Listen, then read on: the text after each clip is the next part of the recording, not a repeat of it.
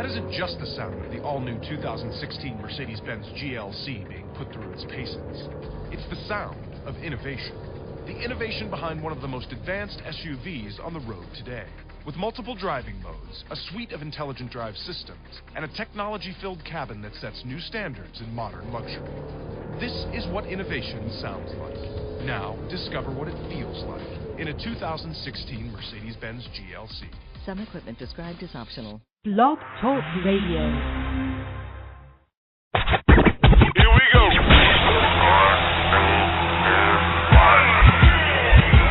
Blast off. This is True Capitalist Radio. True Capitalist Radio. I am your host, the man they call Ghost. The badass of business. Give him capitalism or give him death. That's it. Period. Broadcasting from his Skyline office studios in beautiful downtown Austin, Texas. You sound fruitier than a box of Fruit Loops, for Christ's sake. And now, he'll take it from here. Your host, the prognosticator of prognosticators, the man they call Ghost.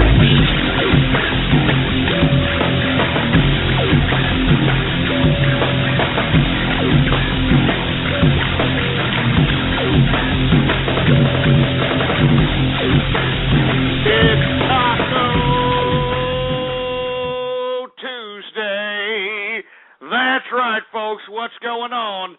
I'm telling you, you are lucky. You are sincerely lucky that I even came back today. But I decided I'm a little bit of a good mood. Yesterday I was a little jaded. I wanted to extend my sincerest apologies to everybody who was out there listening to the broadcast saying, what in the blue hell is wrong with Ghost, for Christ's sake? Well, everything's going to be all right now. Everything's all right. It's just one of those days. You take a good whiff at reality. You take a good smell of it. It's like, it just makes you want to vomit up the damn ham and cheese sandwich that you had about 2 hours ago, for Christ's sake. It's just one of those bad days, folks. Anyway, I am back. I am here. It is Taco Tuesday. That's right. This is episode number 202. 202 episodes of the True Capitalist Radio Show have gone by. And before we get into anything else, I'd like for everybody to please retweet the broadcast, all right? Go to the social networks. Go to the forums. Go to the blogs. And spread it around like wildfire. And let everybody know that True Capitalist Radio is in effect and in the house, all right? We got all kinds of buttons underneath the player right there for all you fat jelly-ass hambos. All kinds of little buttons, little Google Plus buttons, Facebook like buttons, retweet this button, share this buttons. Use and abuse those freaking buttons, baby, all right? It's just a freaking click, for Christ's sake. Anyway, folks, before we get into, anything, before we get all hyper, before we start, getting out of hand out here, I want to extend my sincerest apologies for yesterday's broadcast. I did listen to it. I was just guzzling down way too many. I don't want to talk about it. Anyway, I'm sorry, folks. My sincerest apologies. Let's just go ahead and just drop it and extend it as that, all right? Let's just go ahead and get right into the markets. All right, that's what we're going to do right now. I know there's a bunch of capitalists that are out there saying, hey, look, we want to hear the markets. So let's go right ahead and go right into it. Today we had a little bit of a stalemate in the markets, folks, because, well, there's a lot of reasons, all right? There's a lot of damn reasons why the markets, was pretty much at a stalemate. We saw a little bit of a retraction today, and the reason is because we saw an increase in the dollar because of the talks that was supposed to settle all this Eurozone nonsense. It just went down the toilet. It's flushed down the proverbial toilet. Now we're still having to deal with this Greece nonsense. Well, not we are, but the European Union is. You know what I mean? They're still having to deal with this freaking Greece nonsense. And what I don't understand is, why exactly are these people continuing on with Greece? Why don't you just let them default, for Christ's sake? The European Union needs to deal with all the other sovereign nations within its Eurozone instead of dealing with this disgusting, despicable, ungrateful, part of the Eurozone that needs to be annexed. Just get the hell out of here. Let it fend for itself in its old socialist pissing ground. Anyway, folks, this is why you had a run on the dollar today. When you have a run on the dollar, that means, the dollar has increased against the euro. The euro is the only other competitive currency against the dollar. And whenever you see an increase in the dollar, people start cashing out. That's when people start cashing out because the dollar's valuable. You know what I mean? You want to cash it out so you can go out and spend some of these profits that you've generated, especially amidst this run that we've seen in the equities market. All right, so this is what we're seeing out here. Not to mention, we've got a lot of economic data coming out. We've got the Federal Reserve meeting today and tomorrow. They're going to release their economic data. We've got a whole bunch of earnings yet to come out for the rest of the week. So there's a lot of reasons why you've got a lot of people on hold on whether or not we're going to see if we're going to continue this bull run on these equities or we're going to cash out and start retracting. So once again, keep your eye on your investments, folks. But once again, if your investments have sound fundamentals, what have I always said? You got to have sound fundamentals, you got to have demand, and you got to have profit. And if they encompass those three elements as a stock, well, then you don't have nothing to worry about. Long-term investment reigns supreme, as I've always said, folks. I mean, don't get me wrong, I'm not trying to discredit any of those day traders, options traders, shorters, or any other of those financial investments that people partake in. But in essence, folks, more billionaires, more multimillionaires have been generated because of long-term investments. And that's all I'm saying, and, we're going to leave it at that. Let's just go ahead and get right in the market so I can take your calls, shall we?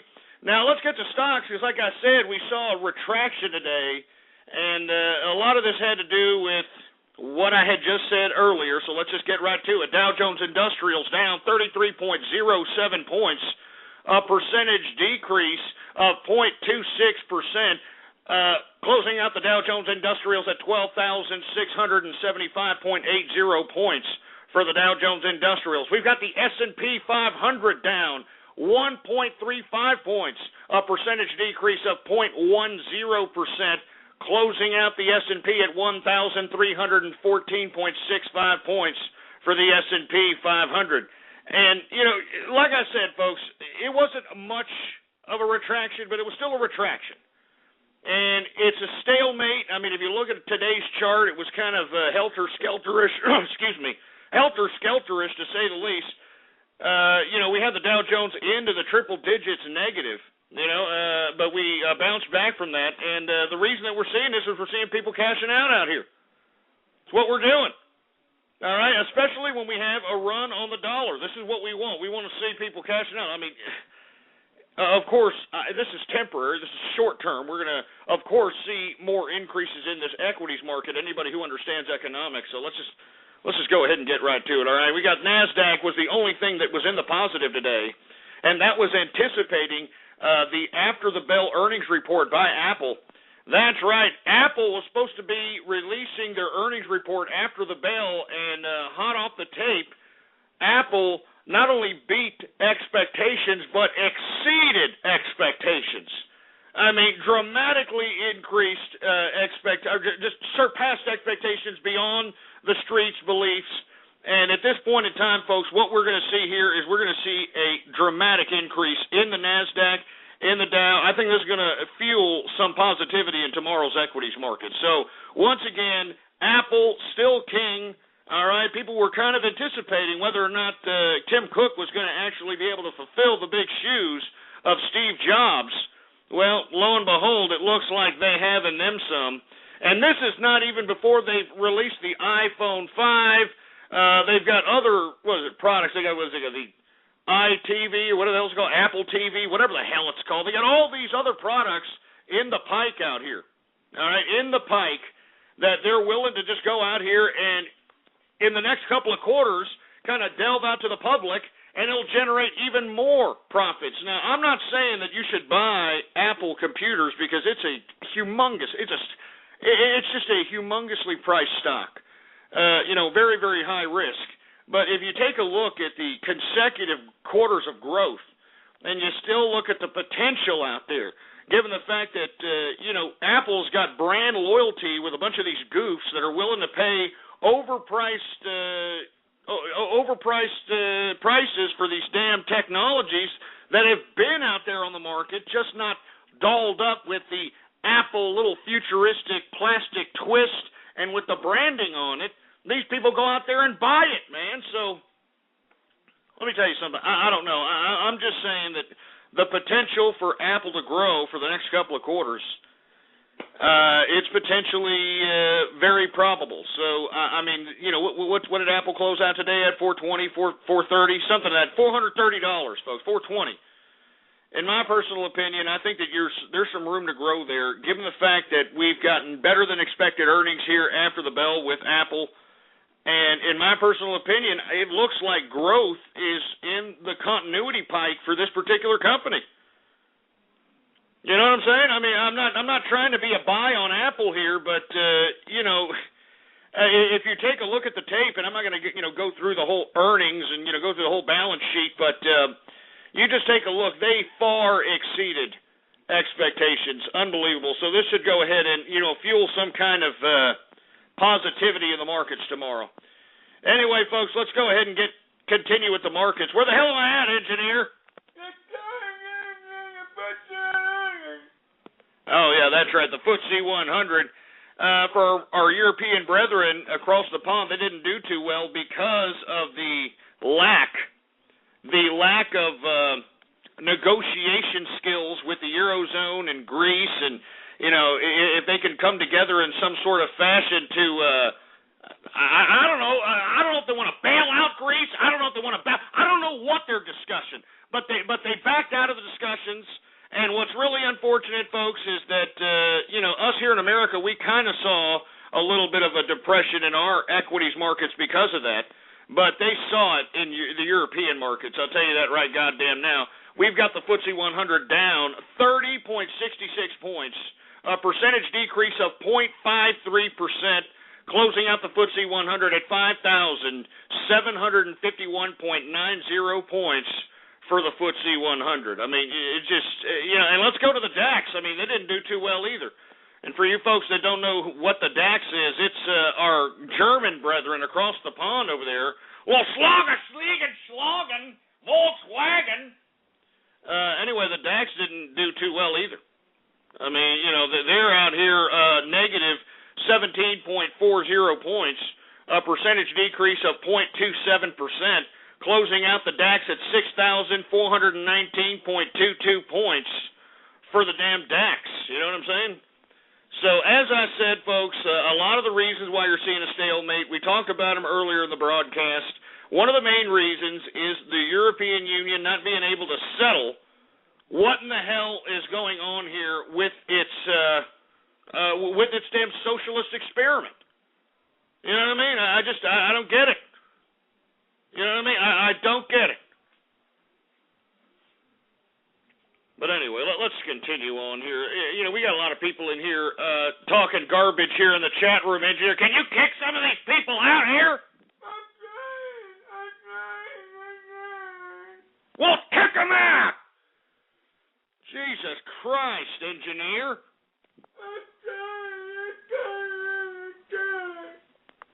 I'm serious, man. Start kicking these people out. Kick them out. All right? Just start kicking everybody out. Whoever the hell you feel like kicking out, engineer, kick them the hell out. Kick them out.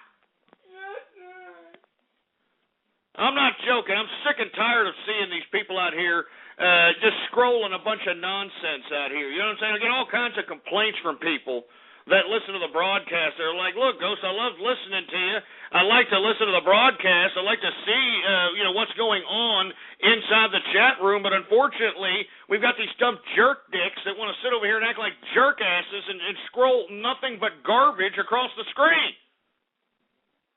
And I'm telling the engineer right now, just go out there and just kick these people out, engineer. Do you understand that? Kick them out. Kick them all out. Jesus Christ. Anyway, folks, let's just go ahead and continue to, go through let's go to commodities. That's where we're at.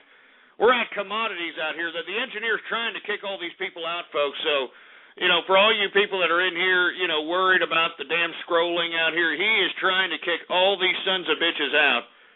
And let me tell you something right now. He's just kicking people that are just scrolling nonsense, all right? Everybody that's scrolling nonsense, he's kicking out. Kick him out, ain't you? You're not kicking him out fast enough. Jesus Christ. Kick them all out of here. I'm not joking. Anybody who's going to sit over here and just put nonsense on the screen, just kick them the hell out. Kick them out. Piece of crap. I'm sick of this crap. You know what I mean? These people are losers out here. Kick them all out, engineer. God damn it, or I'm going to kick your ass. Jesus Christ. Stop crying. Let me just get to the goddamn freaking commodities, please. Damn it. Anyway, we're in the energy sector, all right? Brent crude futures are down today, 46 cents, a percentage decrease of 0.42%. Closing out Brent crude $110.12 per barrel of Brent crude oil. And the reason that we're seeing retractions in Brent crude oil is because the consumers are actually receding in consumption. All right? I mean, this is even amidst all the saber rattling that's happening in the Strait of Hormuz. All the saber rattling that's happening there in the damn Persian Gulf with Iran. I mean, we do have, for the short term, a decent amount of supply. I'm not joking. We have a pretty good amount of supply out here. So anyway, this is why we're seeing somewhat pullbacks. Not much, but somewhat pullbacks here in the oil markets today.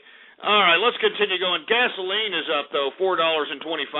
They're not believing the hype. They think that there may be something potential out here with the Iranian standoff that we have out here in the Persian Gulf between America, Israel, and Iran. But gasoline is up $4.25, a percentage increase of 0.45%. All right, let's go to heating oil futures. They're up today, $2.51. A percentage increase of 0.83%. And let me tell you something. What did I say about natural gas last Friday? What did I say? I said that this was the bottom for natural gas. Didn't I say that? And for all you folks that didn't hear me or you didn't want to hear me or were you're chafing your pecker shaft looking at pornography when you should have been listening to me, all right? Just take a look at the archive at blogtalkradio.com/ghost, all right? I mean, let me tell you something. This was a sector that I didn't even cover, all right? I mean, I wasn't even interested in this market until I started, looking at these charts. I mean, every day I do the show, I report this particular price of this sector, and I was looking at this chart going down, down, down, down, down. All right, so, I mean, I looked at this chart, and I was thinking to myself, there is no way it can go down any lower than this. There's no way. There's no freaking way. So that Friday, I was saying that, hey, look, it's about time for people to start entertaining some plays into this damn natural gas market, all right? I mean, there's just no way. And I'm talking about long-term. I said long-term, just start, and it doesn't matter how you play it, whether you're investing in ETFs, making a stock play, or you're playing the futures market, whatever it may be, all right? The bottom line is that we have in my personal opinion, we're going to start having a run on natural gas here. And the reason is because not only are we going to see a possible hike in gas prices if anything happens between Iran and Iran and the United States. All right? Not only are we going to have a run on gas as it regards to that, but moreover, folks, not that I know President Obama personally or not that I am privy to the, speech in tonight's State of the Union speech, but I'm going to make a prediction here that President Obama is going to make investments. Now, this is my opinion here.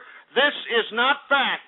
So if it happens, I just want you to know that the prognosticator strikes again. But in my personal opinion, I think that tonight we are going to hear Barack Obama talk about making an investment in natural gas. I'm not joking. I am not joking. I am thinking that this man tonight he's going to make an investment in natural gas. He's going to put money on the table. I mean, hell, he's already asking for another $1.5 trillion this next budget. Where the hell you think that's going to go? It's got to go to some kind of energy independence. Remember, that's his biggest flaw as he comes into this 2012 campaign is the fact that this man has no kind of energy policy. And the energy policy that he did campaign on in 2008 was an utter failure. You know what I'm talking about, Solyndra and all those other solar companies that, got all this money out of our tax dollars and literally went kaput, bankrupt, with nothing to show for it. Do you understand what I'm saying? I mean, this is what I'm talking about. He's got to put something on the table, because that's what the State of the Union speech is, folks, and we're going to talk about it later. It's basically a campaign stump speech to America. But let me tell you something right now. I believe that this man is going to make an investment in natural gas, and I think that he's going to talk about building infrastructure for natural gas. He's going to talk about possibly making initiatives to make natural gas running more houses, running possibly cars, so on and so forth, all right? Now, if this happens tonight, I mean, I know that we've been seeing a run on natural gas, and if you take a look at a week's chart, it's gone nothing but up, all right? After I said that natural gas looks like it's at the bottom, all of a sudden it's going up and up and up, and I hope that you entertain some of those investments. But if this happens, folks, you better start seeing a continued rise, increase in that goddamn natural gas market. And I'm not joking. Anyway, natural gas is up 3 cents today. A percentage increase of, get this, 1.54% on the day for natural gas. And as I said, folks, ever since I announced it on Friday that we were at the bottom of natural gas, we have gone up and up and up. And here we're approaching the State of the Union speech. And I am making the prognostication, like I said, the president is going to make an investment as it pertains to natural gas. I kid you not. He is going to make a government investment. Just watch, all right? Just watch. I'm just saying, I mean, I don't know what else he's going to do. He has to outline some kind of a goddamn energy policy. He has to outline when he doesn't have one. The one that he had failed. It could be used against him in debates. Solyndra, those stupid solar energy, wind energy companies that went kaput, for Christ's sake.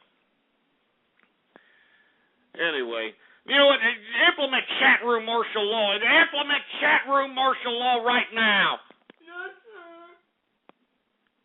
I'm not going to sit over here and watch these stupid losers that are like, I'm bored. I don't like listening to it. If you don't like listening to this, then get out. Get out, or I'm going to have the engineer kick your ass out. I'm not going to sit over here and allow a bunch of internet losers that have no ambition to do anything for themselves, given the fact that I'm sitting over here freaking shooting pearls at you idiots. You refuse to take this information and have it, utilize it, and make it something positive for your life. No, instead you want to be Cheeto stain-fingered text chat warriors, fat waste of human life.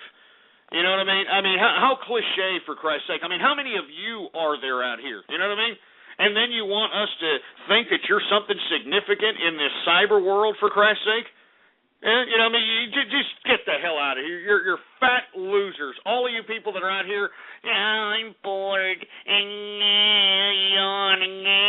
Get out. Or you know what? The engineer's kicking your ass out. Kick him out, engineer. Kick them all out. I'm not going to sit over here and allow this, these group of disgusting heathens that refuse to, take the information that I'm putting forth out here to better their lives. You understand? I'm not going to sit over here and allow these people to flap their Cheeto-stained fingers on the keyboard while there's actual capitalists trying to listen to the markets out here, actually trying to listen to the insight so that they could profit and make some goddamn money in their lives instead of being useless pieces of garbage like these people that are flapping their fat sausages of fingers on the keyboard saying, I'm bored. Stupid pieces of crap. Kick them out, engineer. Do you understand that? I'm serious. Kick them out now. Jesus Christ. I'm not joking, man. We just got to kick these people. You got to kick them all out. All right? And you know what? Where's the BTR admin? I don't ever call that BTR admin up in here, but they somehow show up because they know the kind of malarkey that I am subjected to out here. They know. I mean, I got to sit over here and put up with these people. I'm glad they're starting to ban people's IP addresses, for Christ's sake. Because they should. These people that are sitting over here making no type of contribution whatsoever. Not even in their freaking trolls are they making any kind of a contribution. You know what I mean? They're losers. I mean, how big of a loser are you when you can't even freaking troll right? I mean, haven't you looked at yourself in the mirror and asked yourself that? Huh? You can't troll right, for Christ's sake? I mean, how big of a loser is that? Jesus Christ. Kick him out, engineer. Jesus Christ. Anyway, we are in chat room martial law for all the people that are in here listening in live right now. And it's because of these people that are in here, just besmirching my chat room while I'm going through the markets out here. You know what I mean? While I'm shooting first. Matter of fact, give me my beer. Give me a beer, for Christ's sake. I got to get a beer because you people are sitting out here, just flapping your Cheeto State fingers on a keyboard, being unappreciative. Jesus Christ. Let me open up this beer. Jesus Christ.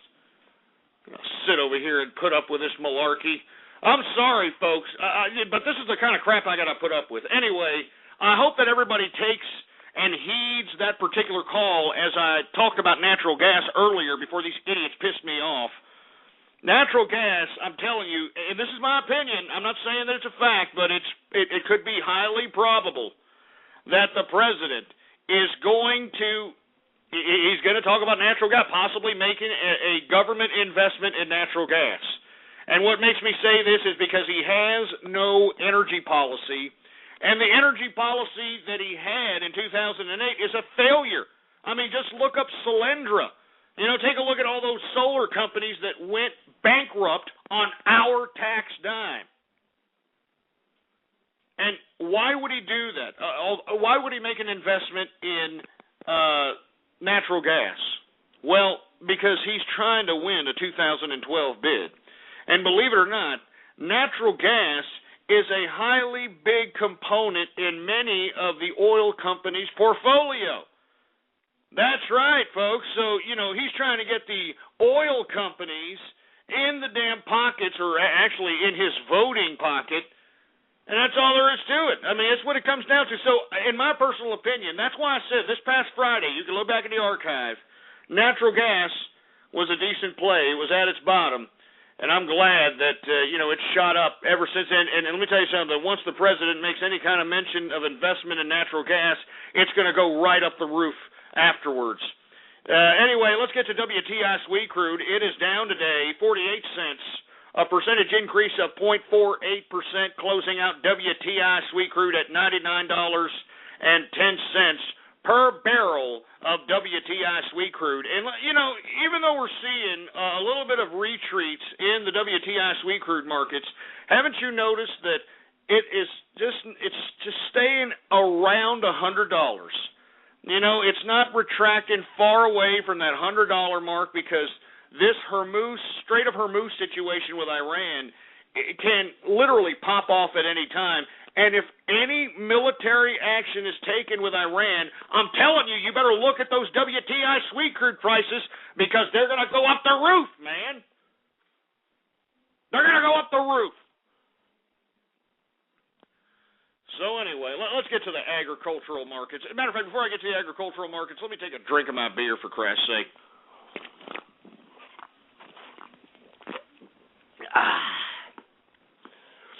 Good stuff, man. Good stuff. Oh, man. And let me tell you, the beer I'm drinking today is a canned Shinerbach. Believe it or not, we have a brewery down here in Texas, out here in Shiner, Texas, believe it or not. A hell of a beer coming out of Shiner, Texas called Shinerbach beer. And let me tell you something right now. It is made as it was back in the early 1900s. Let me tell you something. I mean, us Texas, we make beer. We know what we're doing out here. You come down here to Shiner, Texas, go down there to the brewery, get yourself a freshly made Shinerbach right out of the goddamn brewery. It's great. it's traditionally in bottles, but the reason I got cans is because I was at a damn corner store on the way to the office early in the morning, and this is all they got, man. It is all they got, and I like Shinerbach, all right? I like Shinerbach specifically out of the keg, but generally out of the bottle. You know what I mean? But, all they have is cans, and they have that other chicken piss crap, the crap that's made by Belgians now. What is it got? The Budweiser, hell, that crap, that Belgian beer now. No, I'm going to get me some a Texas-made beer right here.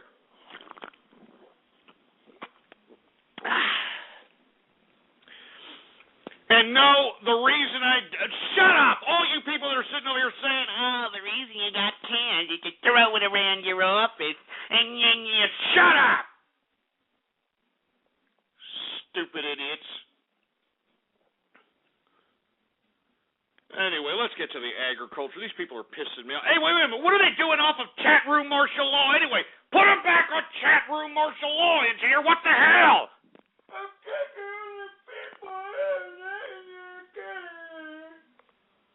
Look, you don't take these people off chat room martial law unless I tell you. Do you understand? I mean, why don't you read the show, engineer? It says True Capitalist Radio, hosted by who? Well, don't you ever forget it. Jesus Christ, I'm sitting over here, I'm wondering, wait a minute, why are these people sitting over here messaging me? I mean, these people shouldn't even have the opportunity to talk right now after they besmirched my show here in the middle of me delivering the markets. So all you people that are out there wondering, oh, why can't I chat? This is chat room martial law because of these pieces of garbage in here. Stupid sons of bitches. Anyway, let's get to the damn agriculture before I start getting pissed off at these idiots, all right? Now, canola is down 90 cents, a percentage decrease of 0.17% on the day, all right? Now, let's get to cocoa, all right? All right, lift chat room martial law, engineer. Lift that chat room martial law because I want to let everybody know that the prognosticator of prognosticators strikes again. Because what did I tell everybody about cocoa? Huh? What did I tell everybody about cocoa? I was telling everybody that as we start approaching the holiday or the consumer holiday of Valentine's Day, Mother's Day, so on and so forth, that we're going to start seeing major spikes in the cocoa market. Now, let's get right to it before I start getting ahead of myself. Cocoa is up $144, a percentage increase of, get this, all right, get this, 6.35% on the day, baby. Woo! The prognosticator of prognosticators strikes again. Yes! Oh, my God, I'm telling you this right damn now. I mean, I hope, and it's going to continue to go up as we continue to get closer to these, little stupid consumer holidays called Valentine's Day and, what the hell is it called? Yeah, Mother's Day. Oh, Jesus Christ. That's right, Mother's Day is coming around. Jesus Christ. Well, it's not coming around that soon, but still, it's within the season here. I mean, I just don't like Mother's Day. I'm sorry. I don't like Mother's Day at all. But anyway, let's continue going, and we're going to continue to see increases. You may see some retractions here and there because people may want to cash out, but look, as we get closer and closer, we're going to see increase after increase after increase in cocoa, and I hope that you played that, whether it be through ETF, whether it be through stock plays, futures, whatever the case might be. I hope that you're making money, man. You know what I mean? I hope that you're making money. Anyway, coffee is up modestly today, $1, all right? A percentage increase of 0.46%. Corn is up $10.25, a percentage increase of 1.65%. And the reason I've been saying this, folks, is because, as I've said, the only export that America has is agrarian material. You understand? I mean, just agriculture, fruits, vegetables, corn. This is all we've got. And just because we've ended the corn ethanol subsidy, it seems as though that it really doesn't matter. It's not going to really bring that much of a decrease in the corn because we are going to export it as opposed to burning it in corn ethanol. So anyway, let's continue going, all right? We've got cotton down $1.19. That's a percentage increase of 1.20%. And, of course, I mean, we're going to continue to see these fruit bowls with these freaking, jeans that are leggings. Yeah, have you ever seen these freaking jeans that are leggings out here? Males are walking around out here like they're cool with these crap. These fruity-ass shirts that are trying to emphasize an hourglass shape on American males out here. You know what I mean? It's freaking Ed Hardy shirts and Abercrombie Bitch and, Hollister and all this other crap. Look, cotton is coming down. That means the price of clothing is going to come down. Why don't you freaking buy some clothes that fit you? All right, ass clowns? You don't look cool trying to show off an hourglass shape in a male body, you fruit bowl, all right? Jesus Christ, I mean, you should come down here to Austin, Texas. They're walking around everywhere out here. They think they're actually going to get chicks doing this crap. I mean, these jeans are leggings. They're leggings, man. Jesus Christ. I mean, I'm serious, man. It's really sick. It's really a disgusting situation with this new attire that has been stricken with the American social network, or the social culture, excuse me. Seriously, it makes me sick. And I can't believe that America is just accepting this. As a matter of fact, I can't believe that women are accepting this, but I can understand why women are accepting it. You know what I mean? It makes them feel like they got balls, you know what I mean? Whenever they have one of these little fruity-ass, pansy-ass fruit bowl boyfriends, haven't you noticed that the woman's always sitting there giving them backhands in the middle of a freaking, J.C. Penney or something, you know what I mean? They're in the middle of the mall, pushing them around, talking to them all loud, like, you piece of crap! You know what I'm saying? And they're just sitting there like a scolded dog, looking at the ground. I mean, this is the only reason why these females are actually going for males like this, and that's what these males don't understand. Jesus Christ. And you know what, you females, it's your fault. You know what I mean? It's your fault for accepting this. You're the ones that are actually, accepting these over-feminized fruit bowls as boyfriends out here, and all these other idiots are just following suit. You understand? I'm serious. Just other idiots are just following suit. And then now I read articles all the time all over these internets. There's a lot of people that think they're writers out here, but you got all these stupid bimbos writing it. There's no more real men in the world anymore. There's no real man. There's no one there. Yeah, you want to know why there's no more real men in the world? Because you pussified them. You have asserted the absolute pussification. The absolute, utter pussification of the American male because you have accepted these males as, oh, look, he's so adorable with his skinny jeans. Oh, yeah, look at you. Shut up. You women need to start realizing that, hey, maybe I shouldn't go for a guy based upon his looks. And same for the guys. Maybe you shouldn't go after a skankosaurus because of the way she looks. Maybe you should realize that, hey, if I'm going to, have a Bonnie or if I'm going to have a Clyde, well, I'm going to go out there and make sure that they're going to ride or die with me. We're going to have a plan. All right? And let me tell you something. I know plans change. They always change. But the fundamental plan stays the same. And in my personal view, you need to get with somebody, and this is male or female, you need to get with somebody that understands that, hey, look, there's going to be a lot of turbulence in life. I mean, we've got sexual deviant advertisements.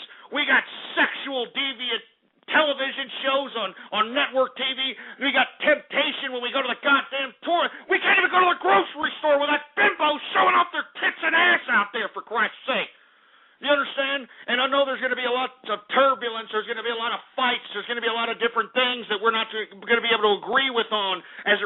to our emotional and personal lives. But one thing needs to remain the same with whoever you have as your life partner, is that it's all about the money. Do you understand? That you and your partner need to obtain assets. When you get married, you become a force, believe it or not. I mean, finance companies love married people. They love married people. They give married people humongous lines of credit.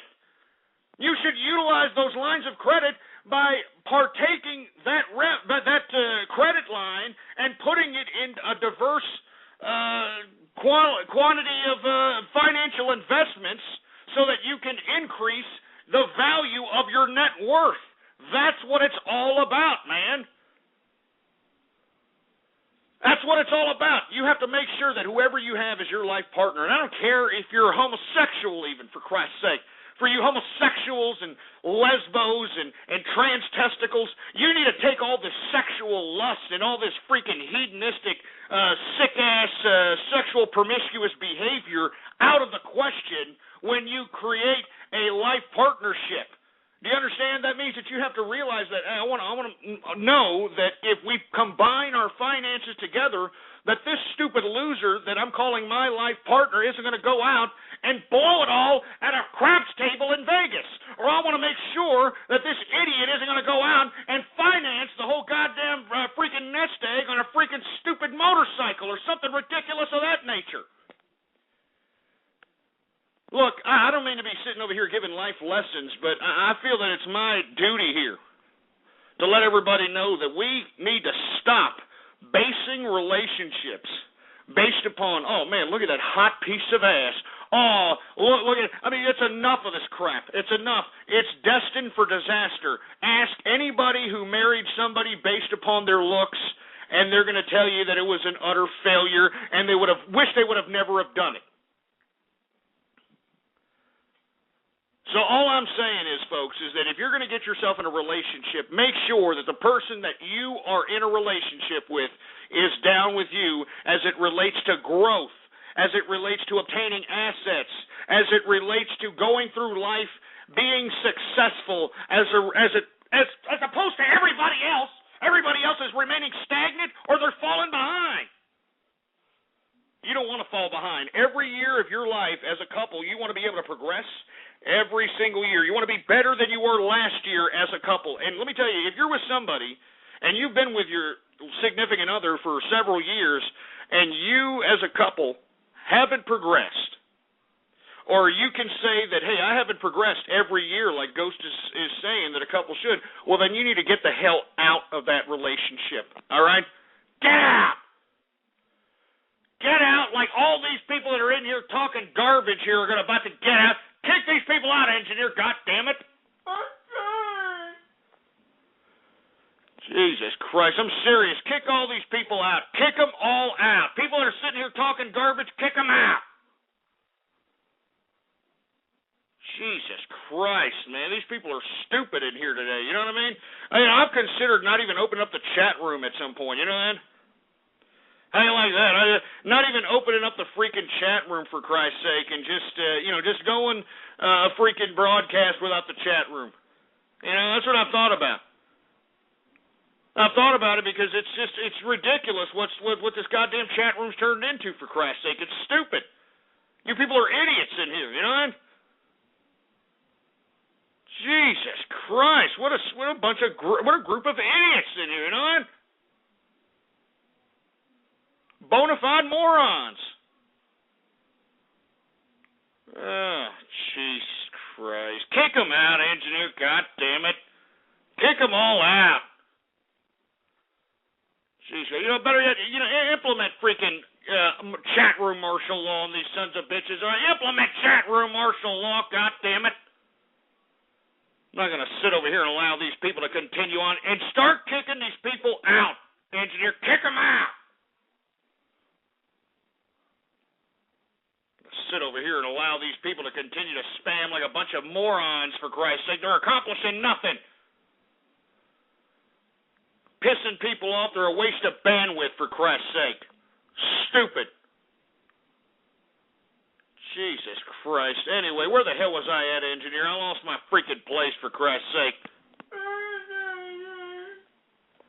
Anyway, we saw a little bit of a sell-off today in orange juice. Modest sell-off after seeing 10% increase yesterday. You know there was going to be a sell-off, especially when you had a run on the dollar today. Orange juice is down $1.95, a percentage decrease of 0.89%. We got wheat futures up $12.50. That's a percentage increase of 1.86%. We've got sugar futures down today 7 cents. That's a percentage decrease of 0.28%. Soybean futures up $2.50. Lumber down $5.80. That's a percentage decrease of 2.41% for lumber. Oat futures down $1. And soybean oil futures down 7 cents. And good God, did you see the wool futures? It looks like the bull-nosed bull dykes did not come out for the wool futures today at all, because wool is down $11, a percentage decrease of 0.83%. I mean, good Lord. You know what I mean? Jesus Christ. Where's Rosie O'Donnell? Where's Jodie Foster's knuckle? You know, where's Queen Latifah out here? Where are these people? Jesus Christ. Anyway, once again, the wool futures are down. Let's continue going on, for Christ's sake. We've got the metal. That's right. Let's get to the metals. Let's get to the goddamn metals. Once again, copper is up again today. We're seeing runs on copper here for this week for some reason. I can't really explain it. I mean, I'm assuming it has to do with the potential growth that's happening in emerging markets. I'm assuming. I have no freaking idea what's happening with copper, but it's up today, $2.35, a percentage increase of 0.62%. Gold, we saw a sell-off after seeing, some major increases throughout the past couple of days, past 4 sessions, I think. Gold is down $12.20, a percentage decrease of 0.73%. And for all you folks that were, kind of just sitting on the sidelines when silver was $27 a troy ounce, I was saying that it's time for you to come in and ride that wave. All right? Ride that wave. I'm telling you, I am bullish on not just gold, but silver. I am insanely bullish on for the next 6 to 9 months, possibly 12 months. And because we had a run on the dollar, folks, I mean, of course you were going to see some sell-offs in today's commodities markets, especially commodities like silver that were having big-time runs. You just take a look at the 2-week chart on silver. Unfreaking believable. Anyway, a minor retraction today on silver, down 23 cents, a percentage decrease of 0.73%, closing out silver at $32.03 per troy ounce of silver. All right? Now, once again, whenever you see these big runs on not just silver, but anything, you're going to see some of these investors taking profits, especially when you have a run on the dollar. That means that the dollar is worth more than it was yesterday. Whenever you hear that, that's what it means. And how do you know that it's more than it was yesterday? Well, you compare the United States American dollar with the euro dollar. All right? And if it raises on the euro, that means the dollar has gained strength. Anyway, let's go ahead and continue on. We got the livestock markets here. We got live cattle futures up $1.02, $1.02, a percentage increase of 0.80%. Cattle feeder futures also up $1.05, a percentage increase of 0.68%. And for all you fat jelly-ass ham bones that like to shove a couple of ham bones down your goddamn gullet, well, lean hogs are down 37 cents, a percentage decrease of 0.42% on the day. And that, my friends, is the markets for your ass. Woo! Anyway, folks, I want to thank everybody for tuning in with me. I'm glad that we've gotten through the markets. All right, let's just go ahead and, lift chat room martial law here temporarily, all right?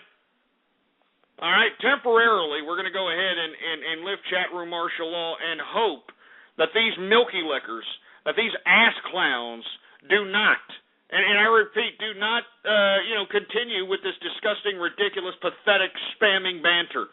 because we're going to continue with chat room martial law if this is going to continue in this fashion. I'm serious. That's all there is to it. Stupid milky lickers over here thinking they're doing things by freaking spamming, for Christ. Lift chat room martial law, engineer. All right, wait. That asshole that's spamming right there, before you kick him out. Kick them all out, engineer. All these damn spamming pieces of crap, kick them out. Kick them all out. Jesus Christ, I'm sick of these idiots. All right, lift chat room martial law, engineer. Lift chat room martial law, for Christ's sake. Jesus Christ. I'm serious, man. I'm sick of this crap. I'm sitting over here, doing a show here for these people, and look at them. They're just being jerks. Seriously, man. It makes me sick, man. It makes me sick. Stupid morons. Anyway, let's go to the first subject matter of the broadcast. There's only 10 minutes left in the first hour. Anyway, everybody, I'm sure, is anticipating the State of the Union speech by President Obama himself. How many of you are getting ready for President Obama's speech, huh? Oh, yeah, I'm sure that's great, isn't it? Huh? That's just great. Jesus Christ. I mean, it's stupid, man. I mean, you know as well as I that the president is going to utilize the State of the Union, which he should be addressing the actual State of the Union, but instead he is going to utilize this as a platform to propagandize for his campaign. All right? You know it and I know it, folks. I mean, we even have congressmen that aren't even going to show up for the damn thing. Can you believe this? I mean, that's how serious it's getting. We got a congressman out of Colorado. We got another congressman that just recently announced he's not going to go ahead and attend this. I mean, I'm serious, man. This is serious business here, and the reason is because he's going to utilize this as a platform to propagandize the class warfare situation. All right? That's right. He's going to talk about the discrepancies between rich and poor. He's going to emphasize that. He's going to utilize these socialist, quasi-communist style propagandist talking points about how everybody needs to pay their fair share, about how they need to expand government to quote unquote help the people. You're going to see the promotion of regulation. You're going to see the promotion of expanding government, of expanding bureaucracy. We're going to continue to see more of the same. And he's going to emphasize this class warfare bit, like I said, that everybody needs to pay their fair share, that, that the discrepancies between rich and poor, so on and so forth, by pushing forth higher taxes. All right? I'm telling you this right now. He's going to push forth higher taxes, and that's the last thing we need when our economy is fledgling. All right, it is fledgling, for Christ's sake. It is not even any kind of legitimate growth that we can look towards, at least for the next 3 to 4 years, with any type of certainty. And let me tell you something right now. His own debt commission, what was it called? The Simpson-Brown, whatever the hell it's called. I'm thinking about O.J. Simpson. I'm sorry, but it's called Simpson something. All right? I don't really care about bureaucratic, stupid little bureaucracies that are appointed by the president in an attempt to, propagandize his socialistic point. But believe it or not, his own little debt commission said, hey, we need to lower taxes. We got to lower taxes, and his own commission. And he's just going to completely disregard what that commission suggested. Completely disregard it. What is he going to completely disregard it? Unfreaking believable. Anyway, I want to hear from you. 646-652-4869. What do you think about the State of the Union speech? All right, literally, mainstream television is going to stop. We're going to have to listen to what this man says, and in my personal opinion, this man is going to do more of the same. He's going to call for more stimulus packages. I'm telling you this right now, he's going to call for the same crap he's called for 4 years ago. It's stupid, man, and I can't believe that people fall for this stuff. You know, that's why I'm saying the reason that we're going to have totalitarianism incrementally brought on the American public is because of these idiots that are a part of the American public. You know, these idiots that are out here not doing a damn thing, just sitting on their fat asses, making no type of contribution to the advancement of civilization, let alone going out there and freaking voting, for Christ's sake. I mean, we have to recognize, folks, that the majority of the American people, we can just base this off of the amount of entitlements that are giving out to the American people on an annual basis, all right?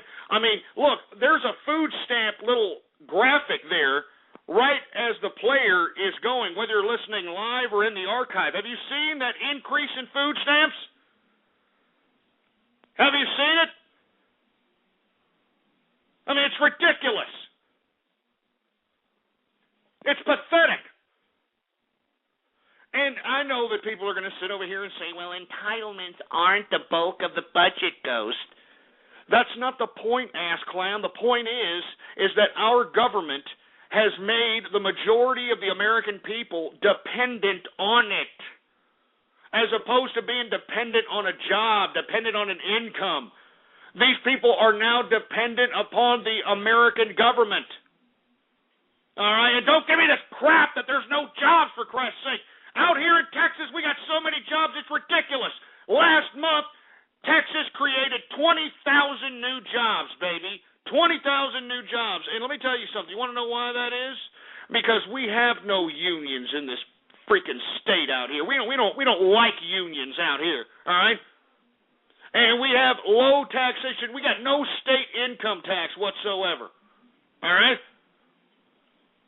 So for you to sit over here and say, there's no jobs out here, there are plenty of jobs out here. It's just the fact that a lot of these American people think that they're above the work that's available at this point in time. You know what I'm saying? I'm serious. I mean, a lot of these people think that they're above the work that's available. Hey, if you think that you're above the work that's available, why are you out of work?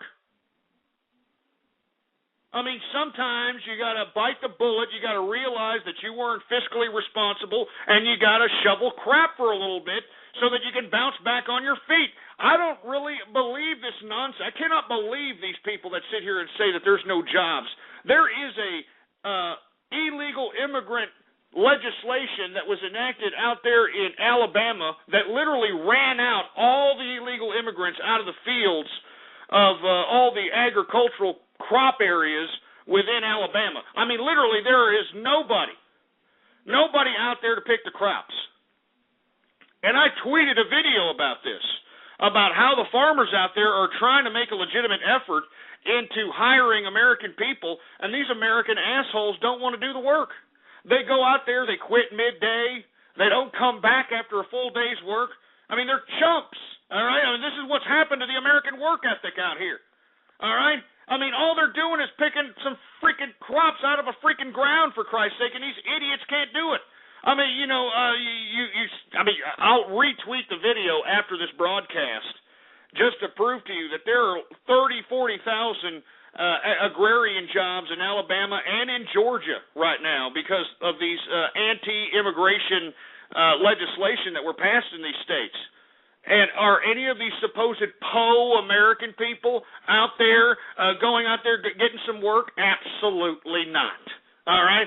There's plenty of work out here in Texas, baby. Like I said, last month, 20,000 jobs created in Texas alone. And, you know, are people coming out here? Yeah, they're coming out here. I mean, all you got to do is look at the damn license plates of all the people that are coming into Texas, trying to take Texas jobs. They're becoming Texans because they realize that all this leftist nonsense, all this disgusting unionization, all this disgusting leftism, entitlements, and all, it means nothing. It does nothing. It makes nothing better. On the contrary, it makes things worse. So, you know, to sit over here and have these people in the chat room say, there's no jobs in America, Ghost. There's no jobs. Well, maybe it's because your incompetent ass, for lack of a better term, your pompous ass, thinks that you're above the work that's available. And if you think that you're above the work that's available, well, then by God, you're not unemployed. You're just some pompous ass that doesn't want to work. All right? I mean, that's all there is to it. All right? I mean, you're just some pompous ass idiot that doesn't want to take the jobs that are available out there for you. All right? And I know people are going to sit here and get mad. They're like, no, it's not fair, Ghost. You're lying. I can't live on this. Hey, shut up, all right? Shut your stupid stinking mouth. There are plenty of jobs out here where you can work overtime. There's some jobs out here that work unlimited overtime. All right, you can. I just don't want to hear it. I don't want to hear that there are no jobs in this country. I don't want to hear it. I don't want to hear it.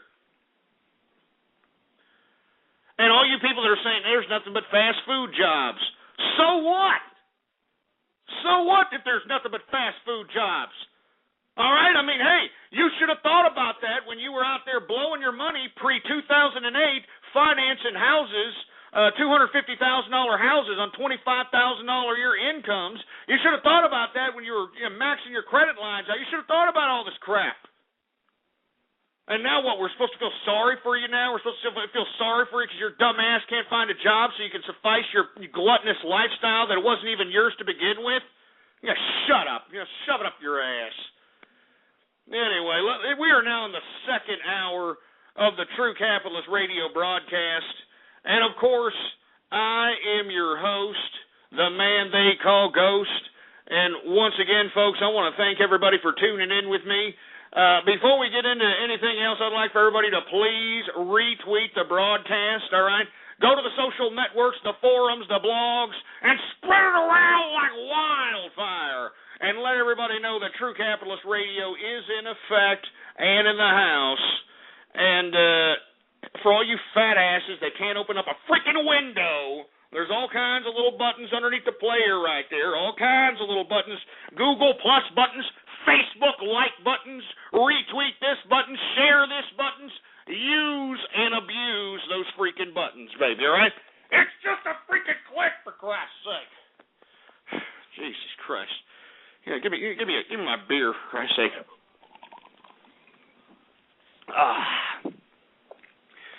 Oh, man. I'm telling you, man, I got to drink this stuff because of you people. You know what I mean? This is the kind of crap that I have to take, for Christ's sake. I mean, listen to the excuses of the losers in this chat room, for Christ's sake. There's no jobs. Yeah. No, there's plenty of jobs, all right? It's just that you people think that you're above the work that's out here, all right? And if you think that you're above the work that's out here, well, then instead of sitting on your thumbs, why don't you go out there and become an entrepreneur, you idiots? I mean, that's what these morons believe. They think that just, money's just going to fall in on their laps. They think that they can just kind of, sit there on their asses and all of a sudden, the miraculous business fairy is going to come along and say, hey, I'm going to grant you a nice little business so you can... No, it doesn't work that way. It doesn't work that way. You have to go out there and struggle and hustle. You have to go out there and save your capital, obtain assets. You got to utilize the financial instruments that are at your disposal to make yourself wealthy, for Christ's sake. And if you can't do it, well then, by God, don't sit here and piss and moan. Just sit there and wither away while the rest of us who want to be productive, for the rest of us that have pride and integrity and ambition, sit here and continue to make civilization run that much more properly. Sick and tired of people saying, I ain't got nothing. Shut up. Stupid, man. I'm sick and tired of it. I mean, let me tell you something. There's nothing worse in America than listening to somebody talk in the general American public. I mean, haven't you just sat there while you're in line? You have to be around these disgusting scoundrels. Hey, you've been in line and you hear these people, man, I got trouble. I barely can afford it. I mean, even at the goddamn Christmas dinner table, your own freaking family members will sit here and say, well, I got trouble. I got financial trouble. Are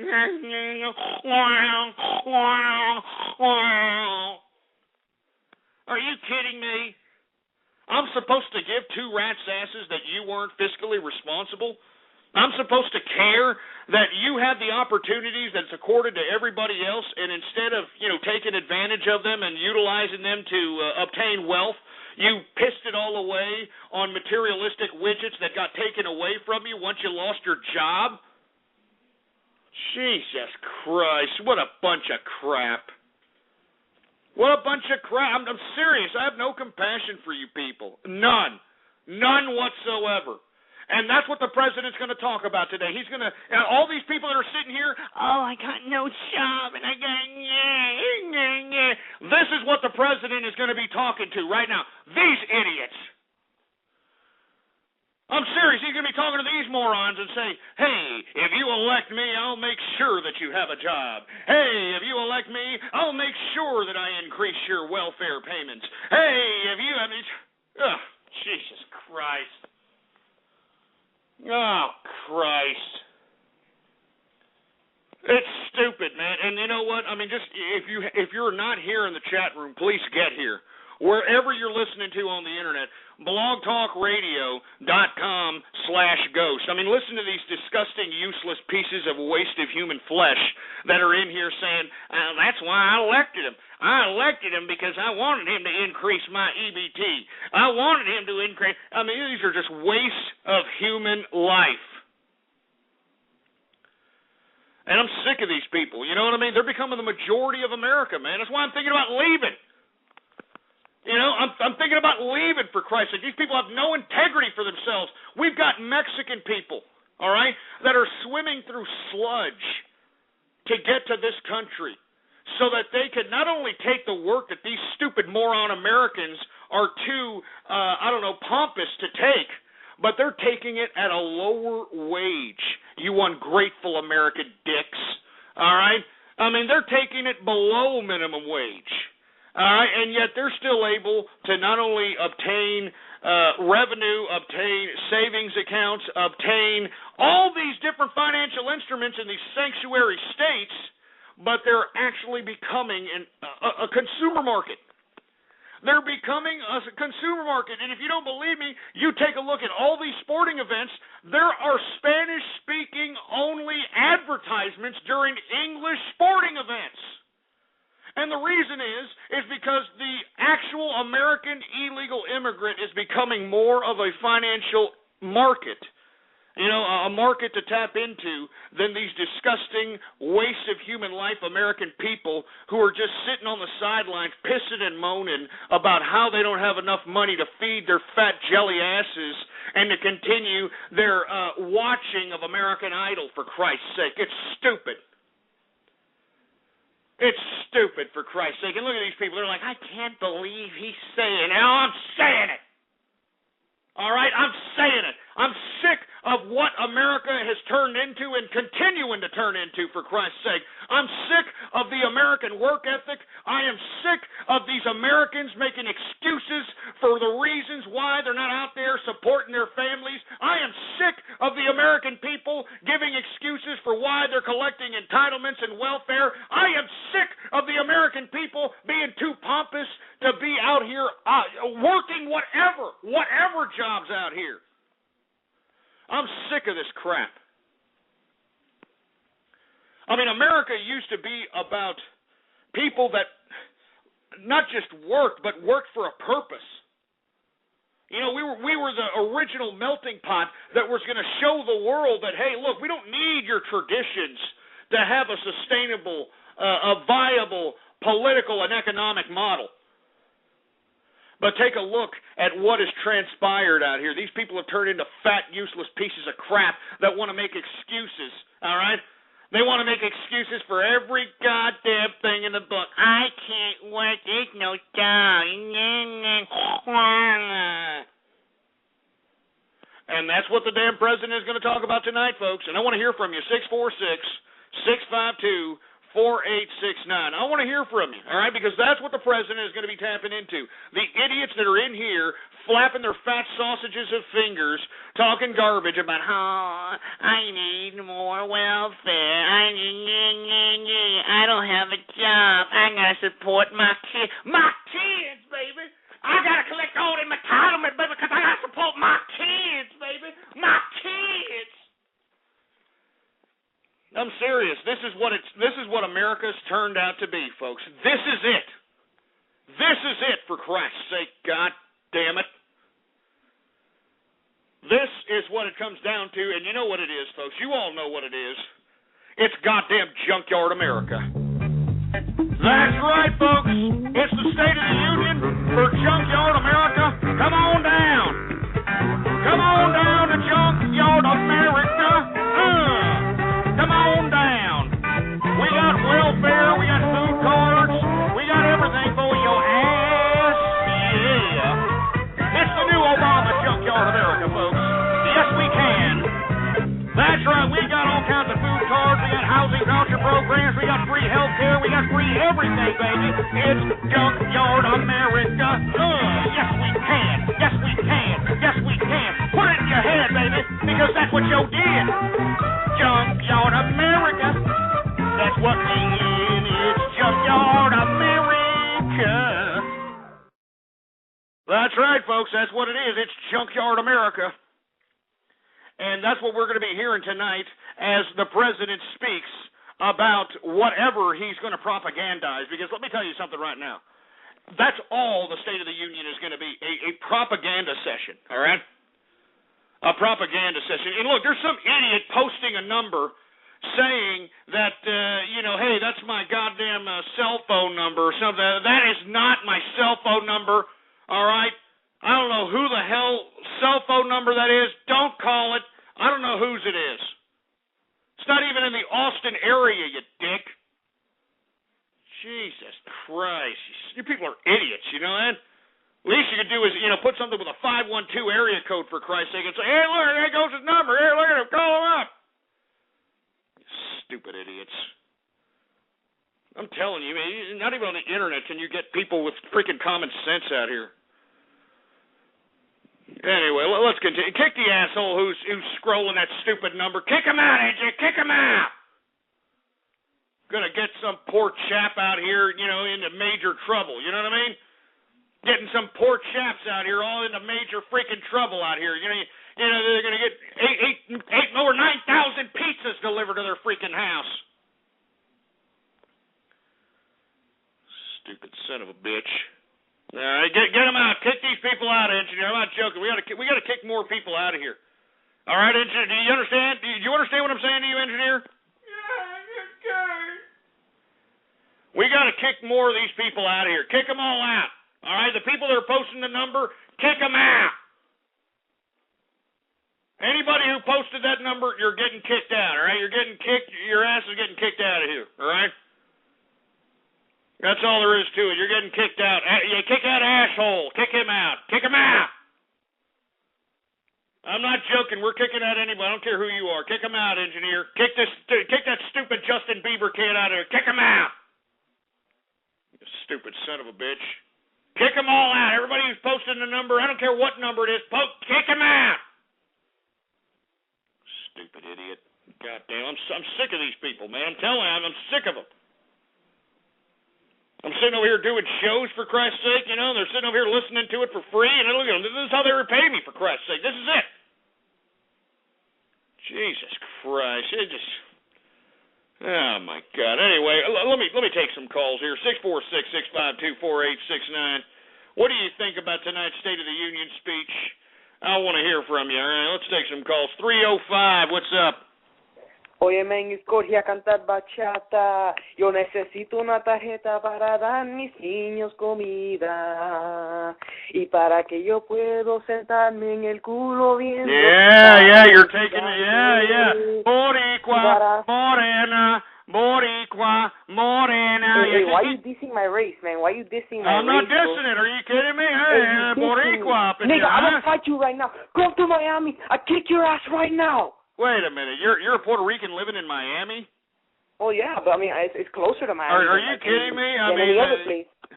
Cubanos should be kicking your ass. Man? It's like it's pretty close, so I don't want to go all the way to New York. Well, the Cubanos should be kicking your asses out of there. Stop tainting, Florida, for Christ's sake. The Cubanos. I'm not shut up, all right? The Cubanos actually made a pretty good situation out there in Florida for themselves. You know what I mean? And much props to the Cubanos out there. Much props, all right? Let me tell you something right now. In 1980 and 1979, they were on a boat because Castro literally just expelled these people from Cuba, and they basically settled into Florida. And now, have you gone into Miami, for Christ's sake? The Cubans run the joint.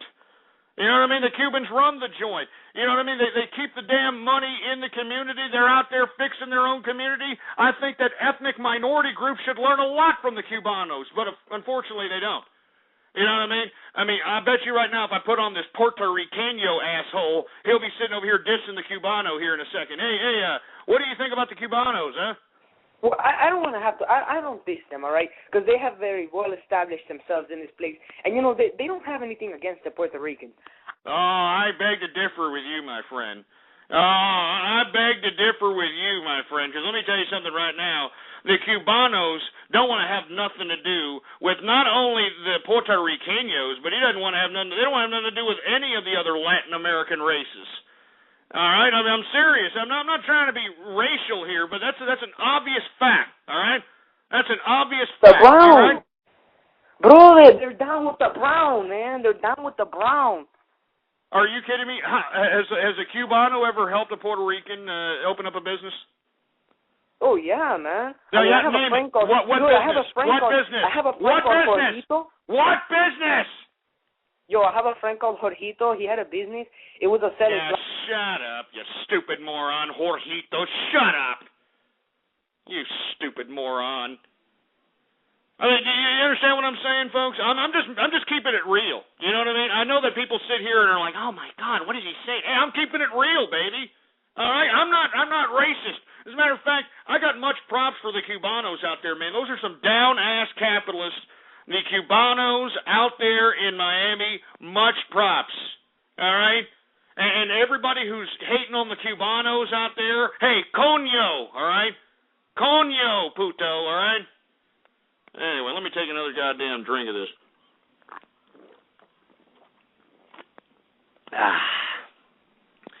Good stuff. Very, very good stuff out here. Woo! Anyway, let's continue going. We're supposed to be talking about the State of the Union here, but, we got sidetracked by some fat Joe wannabe over here. So let's continue going. 520, what's up? You're on the horn. Ghost, listen to me. Your grandmother is not dead. The face swap. Yeah, shut up. You sound fruity, for Christ's sake. Grow some freaking balls before you call up here, boy. 571, what's up? Hey, Fluttershy, you want to talk to Ghost? Shut up about the brony crap, all right? Stick Fluttershy up your ass. Give me a freaking break. Hey, we got a real Mexican on the horn. Hey, real Mexican, you there? Hey, guys, it's me again. Hey, you can... Yeah, well, you sound like you got the AIDS. 918, what's up? So I heard you beat your son, because last night you said you were Satanist on your show. Hey, 918, I hear about 4 or 5 different schlong heads over there. What gives?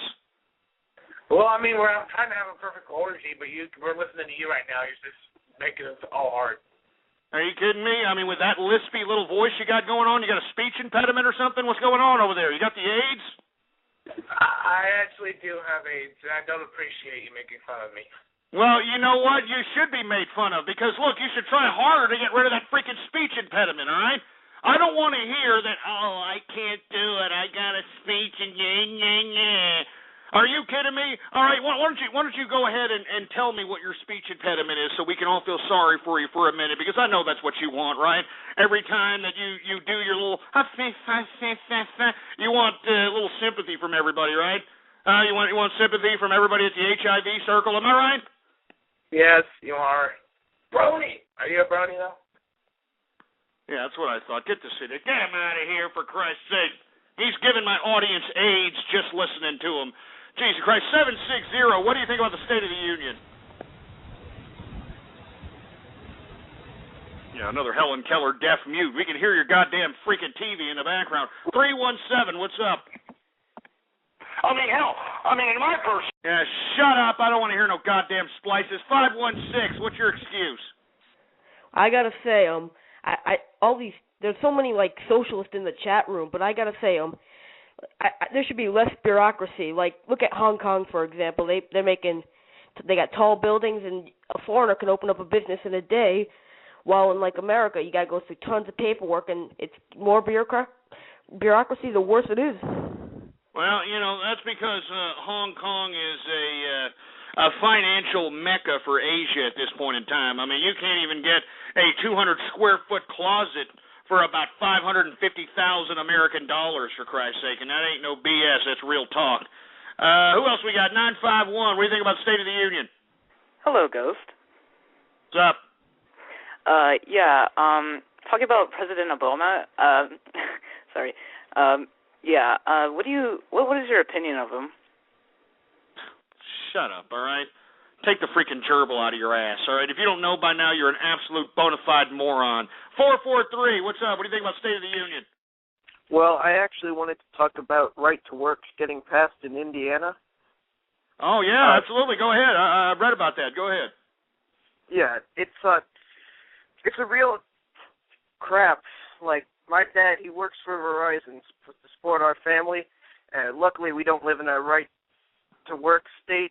But basically, what right-to-work does, it allows, the contract workers, they don't need to pay to be in the union to get union benefits. They can choose to opt out, but the union still has to cover them. Well, I don't know about that. That sounds like a pretty BS bill. I don't know about states having to cover union dues of anybody. That's a pretty bad bill. But out here in Texas, there ain't no unions, all right? None whatsoever. We don't like unions out here in Texas. And let me tell you something right now. The reason we don't like unions is because they mess up economic productivity. And if you can take a look at all the economic growth that Texas has gone through here within the past 10 years, it's been unbelievable. We've gotten more people and more companies to come over here into Texas, into Texas, and to relocate their goddamn headquarters, relocate their damn manufacturing bases out here.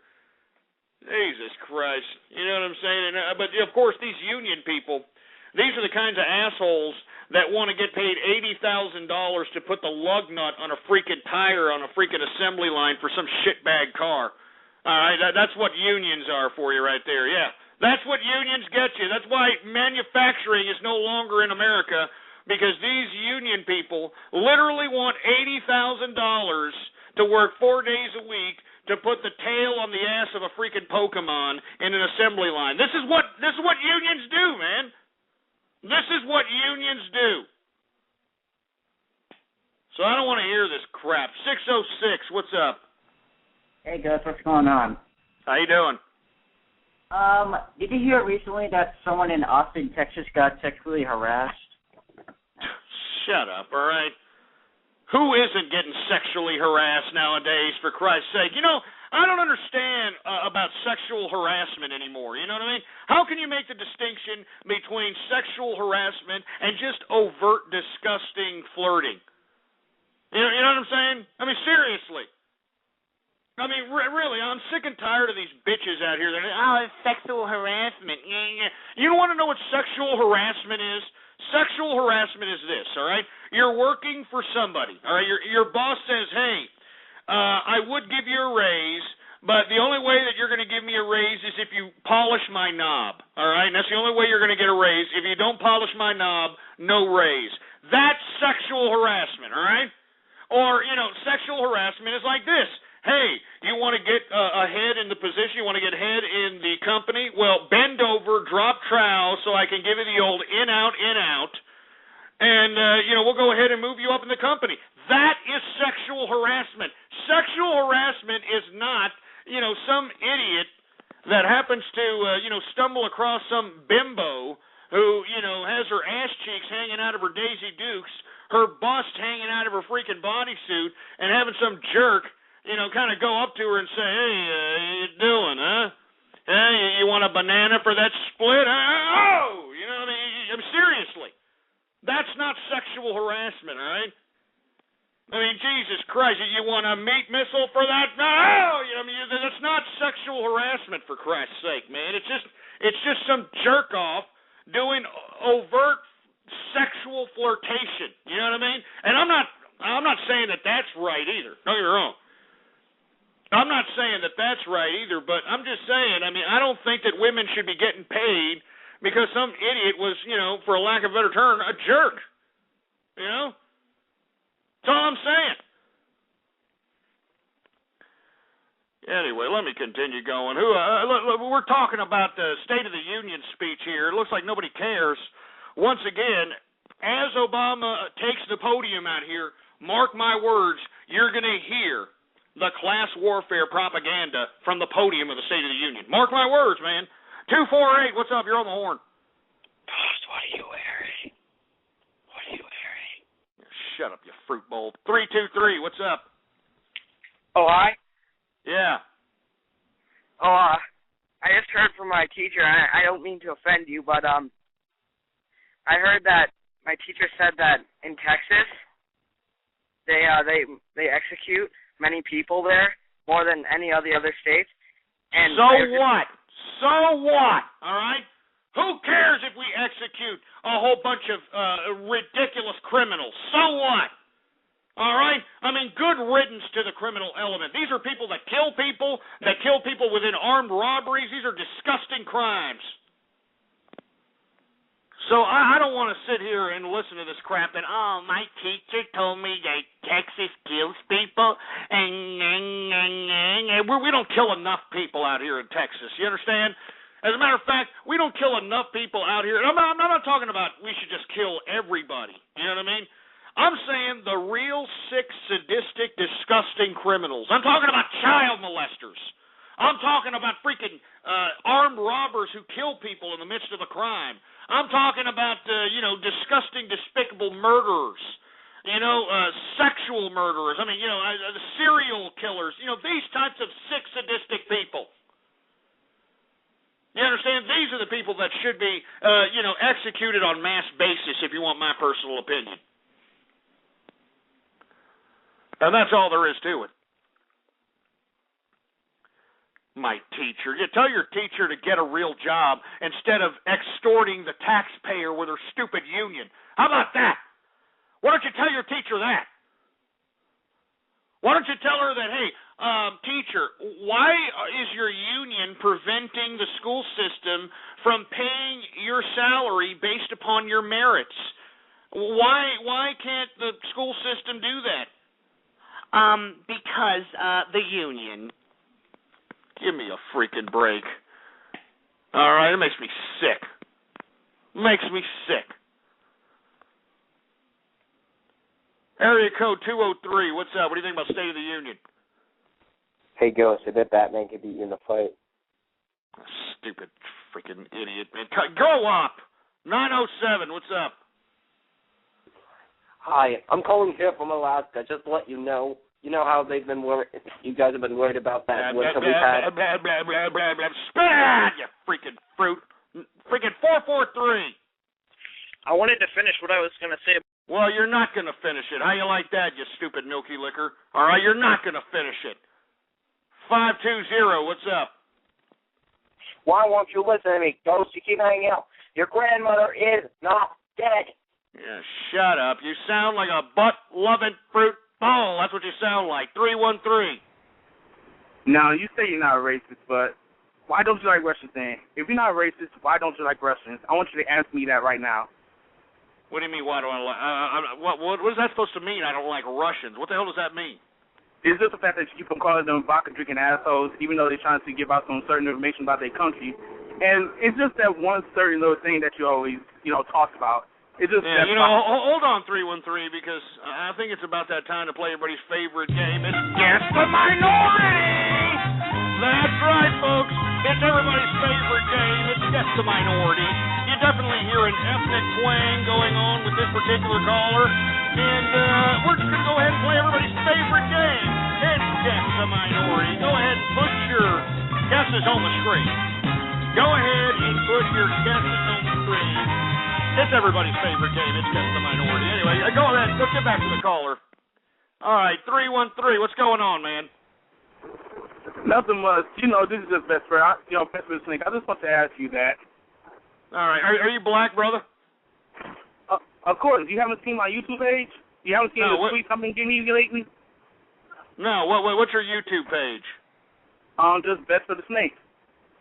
Oh, you're Vesper the Snake? Oh, yeah, what's going on, Vesper the Snake? Well, what's going on? It's good to finally hear from you. I do see your tweets and stuff, so what's going on, man? Yeah. Well, basically, I just wanted to talk to you a little bit about this union. The union, you are kind of right about that. I mean, I'm not actually working in, like, a company, but I am, like, a little entrepreneur and everything. Well, that's what I'm saying. Why are you sitting over here hating on a brother from another mother over here, man? It's just that type of vibe that I've been getting lately, to Nikolai, all the other wrestlers. But you're all right about that. But do you mind if I actually talk about, the new Piper a little bit, or is that just another statement? Should I wait a little bit? No, we're gonna dedicate the show to Piper, Acta, and all those here soon enough, man. But hey, it's good to hear from you, Vesper the Snake. What's going on? And once again, yes. I freaking love this game. I knew he was black. I knew it. I knew it. Woo! Oh, man. Anyway, let's get to another caller here. 904, what's up?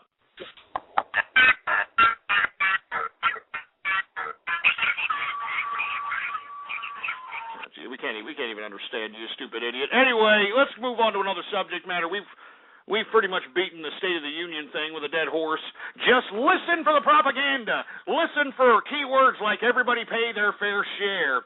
And listen to the words of, like, the discrepancy between the rich and the poor, and those that don't have and those that have, those that don't pay their fair share in taxes, and And let's not forget that this man had 4 years to rectify all these wrongs that he's going to claim that is, he's going to put the blame on the previous administration, but he had 4 years to fix it.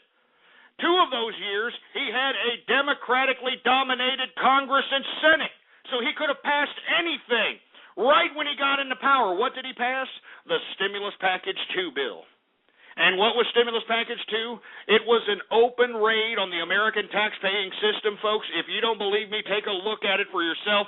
Google that son of a bitch and take a look at how many billions, hundreds of billions, almost $1 trillion of wasted taxpayer money that did nothing. $1 trillion, that's what it was, $1 trillion of wasted money. And take a look at where all that went. It went to the people that donated to the campaign contribution accounts of the Democratic Party and Barack Obama. So that's why I'm saying, folks, all right, you take a look at that. Anyway, let's move on. We had the GOP Florida primary debate yesterday.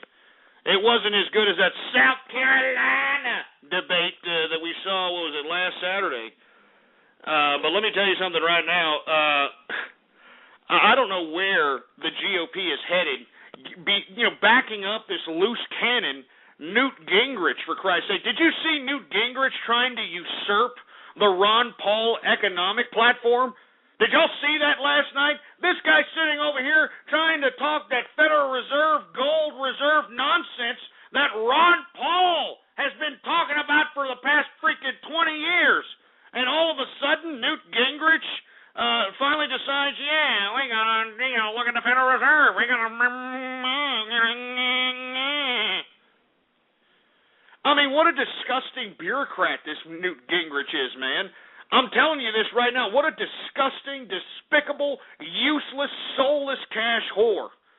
Somebody that is so useless that he's never actually had a real company, a real job, and every company and real job that he's had is related to his political experience and his time in Congress. I can't believe that the GOP, as these primaries go on, for Christ's sake, that they're backing up a freaking Newt Gingrich. I mean, this man is Barack Obama. Don't you understand that? I mean, they were talking about that today on some of these business channels. They were saying, hey, there is no way the Wall Street people are going to get behind Newt Gingrich. Newt Gingrich is the right-wing Barack Obama, for Christ's sake. He's the right-wing Barack Obama. Do you hear him? He wants to expand government. He wants to expand government, for Christ's sake. I can't believe that the freaking GOP is sitting over here considering this idiot. I guarantee you this. If the GOP nominates Newt Gingrich, you can guarantee 4 more years of Barack Obama. You can guarantee it. Jesus Christ, I can't believe you stupid GOP idiots. You people are idiots, man. You're stupid. Jesus Christ, man. The people in South Carolina, the freaking people in... I mean, all of you're stupid. Jesus Christ, I can't believe that this is... I mean, I used to be a part of this party, believe it or not. You know what I mean? I used to be a registered Republican back in the day, for Christ's sake, and look at these people. Look at these idiots. Oh, my God. What do you have to say about it, all right? 646-652-4869. We got Mitt Romney going after the jugular of Newt Gingrich. Did you see Newt Gingrich get stumbled there when, Mitt Romney was calling him out for the lobbyist that he was? Oh, did you see him? He's sitting over here backpedaling, for Christ's sake. Just give me a break, Gingrich. You are a despicable, disgusting bureaucrat, man. Jesus Christ. I despise bureaucrats, folks. You know it and I know it. Anyway, 646-652-4869. What do you think about what's going on here in the GOP primaries, huh? What's going on? What do you think about it? 760, what's up?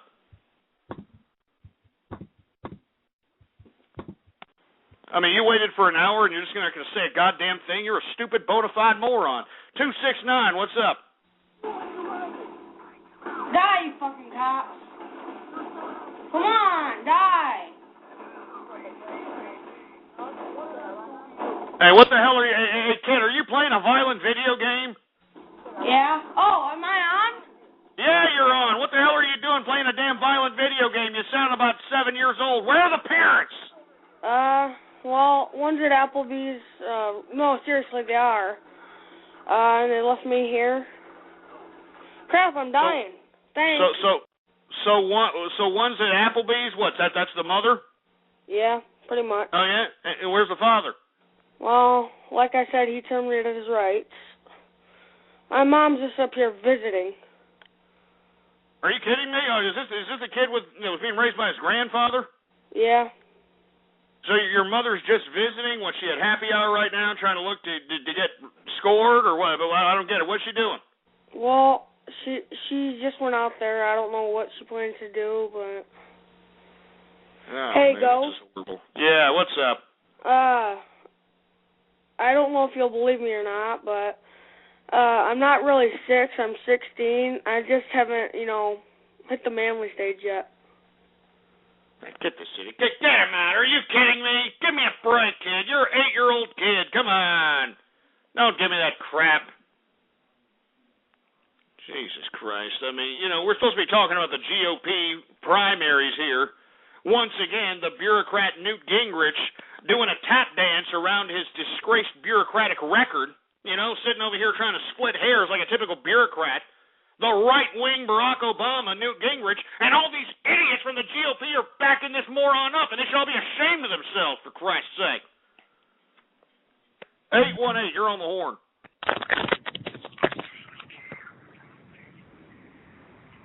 Take the phone out your shit funnel, please. God damn it. 918, what's up?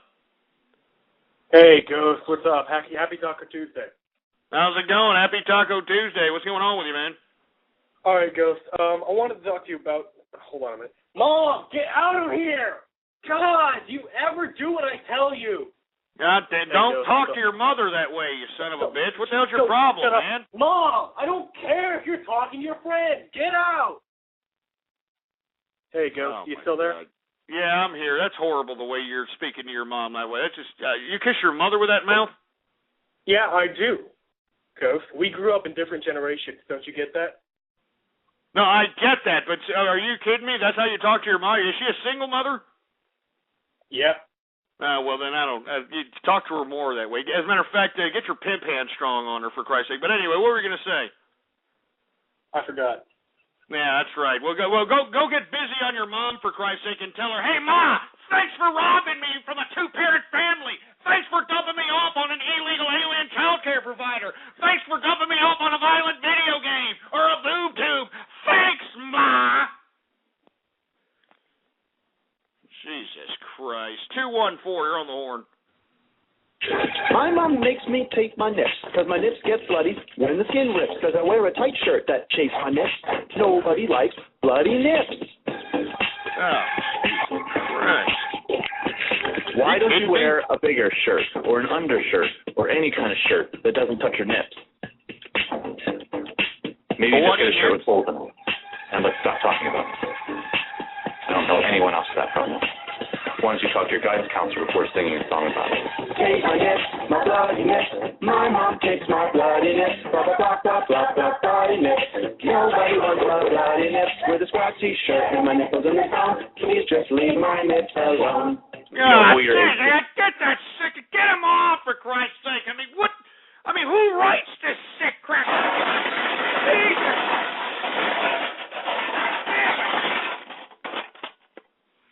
I mean, who writes this sick crap? Bloody nips? Jesus Christ. I mean, this is it. Oh, my God. I mean, these sick people that we've got in this world, man. Sick people. Sick freaking people. Jesus Christ. Give me the freaking mic, for Christ's sake.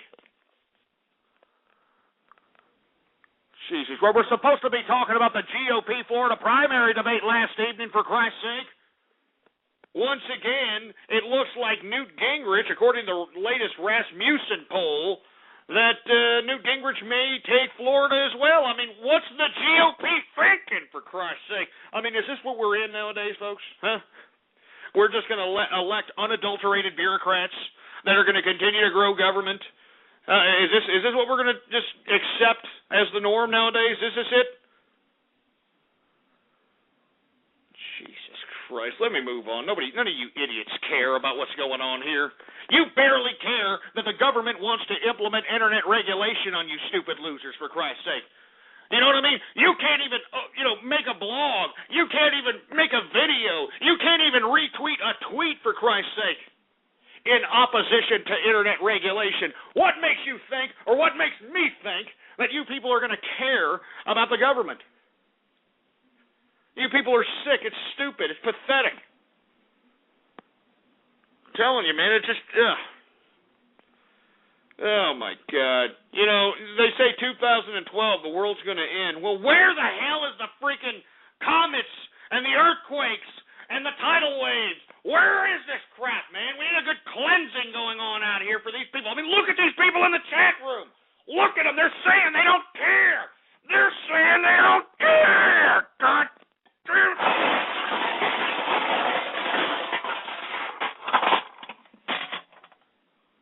Jesus Christ. It's sick, man. These people are sick. These people are sick. I wonder if they're going to be caring when totalitarianism in a goddamn police state is clamping down on America. I wonder if they're going to care when there's internet regulation clamping down on the internet. I wonder if these idiots are going to care when they're drafted into World War III, for Christ's sake. I wonder if these idiots are going to care then. Stupid, dumb, useless pieces of piece of crap. Makes me sick, man, but this is the majority of America. We wonder why the government thinks that it can take tasks like regulating the internet like it's no big deal. We wonder why the government can sign into laws the National Defense Authorization Act without the American public even batting an eye. Just look at these people.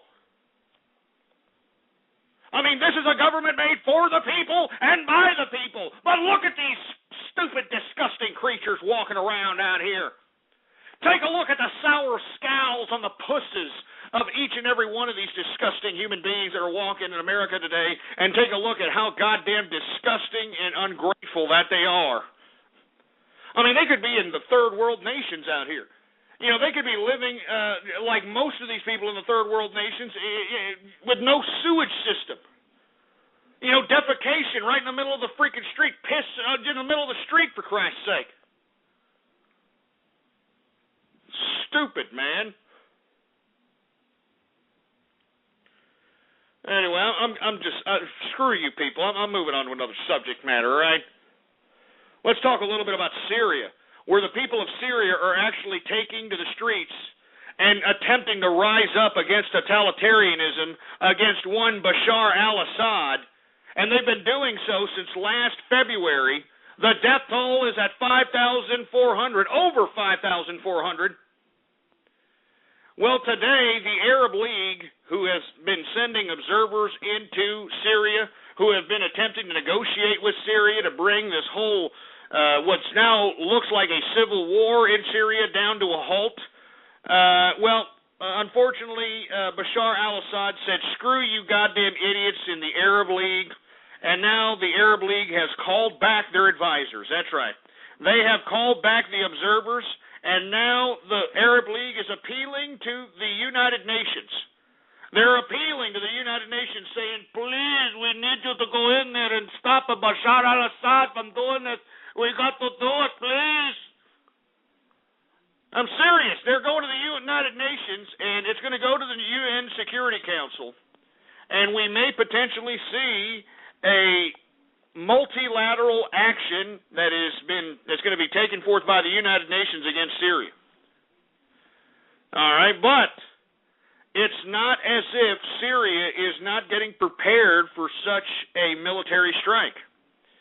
That's right, folks, because not only has Syria tightened its bonds with Iran, but Syria recently did a little bit of a military deal. That's right. They signed a $550 million contract to purchase fighter jets from Russia. Yeah, that's right. They are going to purchase fighter jets from Russia, and the reason the Russians are actually going to go ahead and make these and send these to Syria is because Syria is going to try to make good on a down payment, and once the down payment is made, the fighter jets are going to be delivered upon that down payment.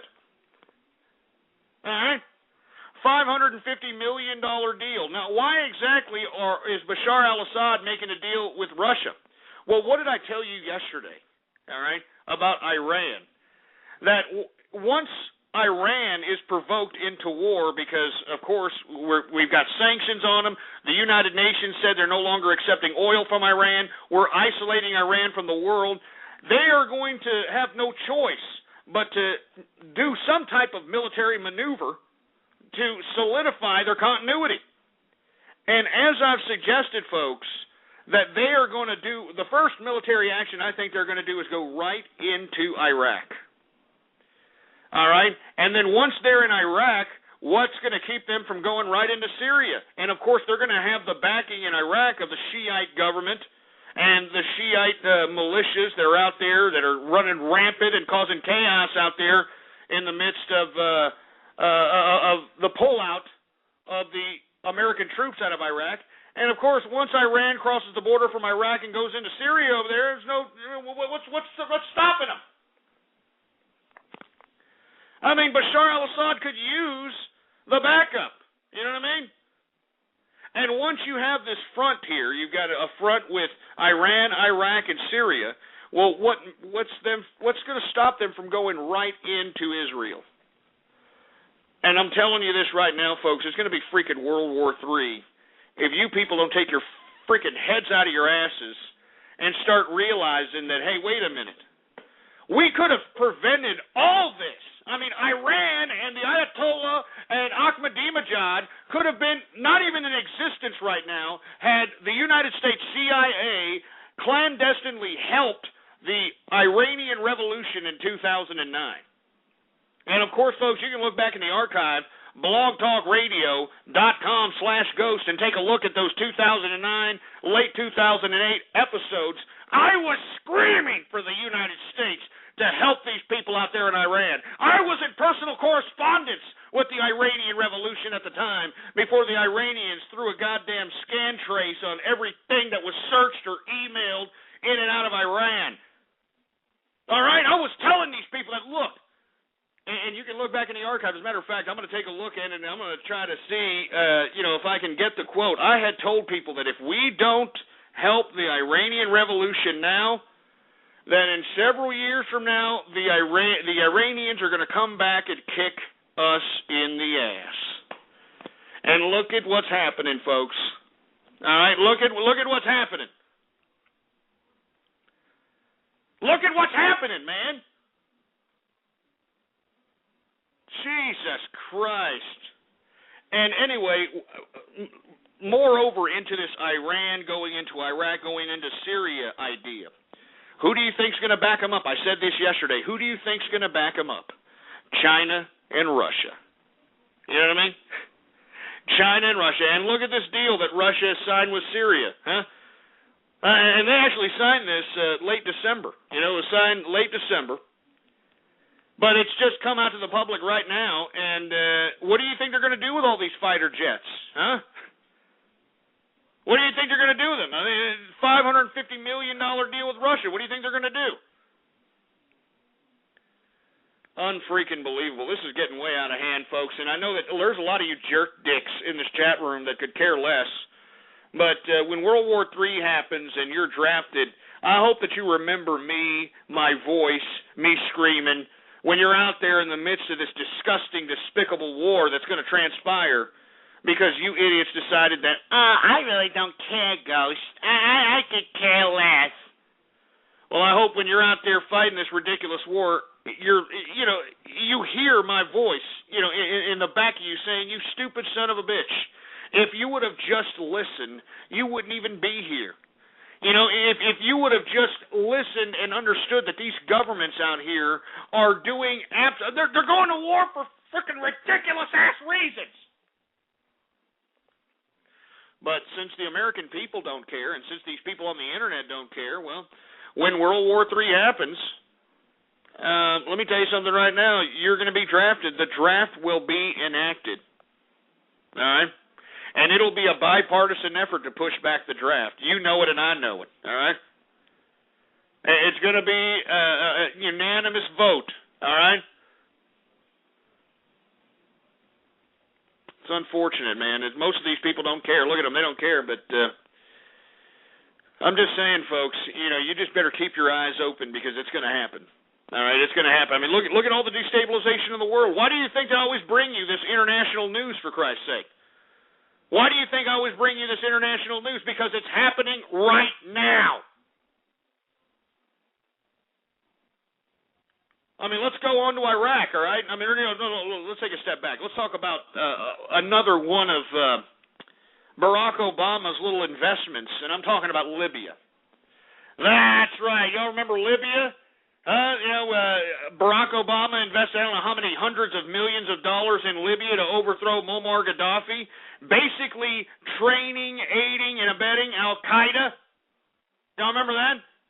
I mean, once Muammar Gaddafi was killed, and once the supposed rebel Libyan faction, for Christ's sake, took over, they were raising Al-Qaeda flags. They were raising Al-Qaeda flags at their freaking goddamn government institute. Damn it. I mean, I don't understand this, man. We gave hundreds of millions of dollars of our taxpayer money to back up these rebels in Libya, and look at them now. Not only are they give me the mic, guys, for Christ's sake. Not only are they actually raising Al-Qaeda flags and implementing Sharia law, but now you've got Gaddafi loyalists that are coming out of the woodwork that are saying, hey, wait a minute. We don't want this disgusting Sharia law out here. Why exactly the NATO International Bureaucratic Institution and the United States backed up the Al-Qaeda rebel-based Libyan factions is ridiculous. And take a look. We've got Muammar Gaddafi loyalists that have taken control of Bani Walid in Libya.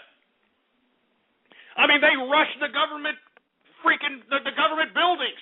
They rushed the freaking police stations. I mean, can you believe that? I mean, this was a well-organized, orchestrated takeover of this particular part of Libya.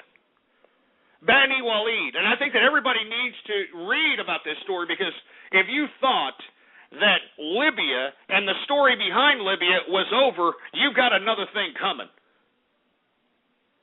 I mean, what I don't understand is why exactly did Barack Obama waste money and utilize American foreign policy to back up this Libyan rebel faction? All right, I mean, they're affiliated with Al-Qaeda. I mean, before we even went into Libya, our own State Department had the rebels in Libya as down with being affiliated with Al-Qaeda.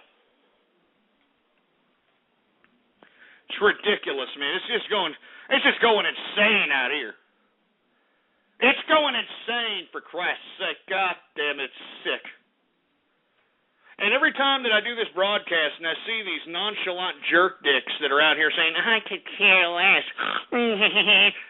snickering like a bunch of jerk asses, this is why we're in the predicament that we're in, folks. I mean, all you people that have optimism for humanity, you need to stop fighting for humanity, because look at these people in the chat rooms. Or at least in this chat room, listen to the people that call up, for Christ's sake, all right? Those of us that are actually trying to fight for our rights, I mean, we should not link ourselves with the general mass public. Do you understand? We should not link ourselves with the quote-unquote people. We need to affiliate ourselves with the label that defines us best, that defines our economic prowess, that defines what we believe in, throughout, and I'm talking about capitalists. I'm talking about capitalism. I'm talking about people that fund these governments. I'm talking about taxpayers.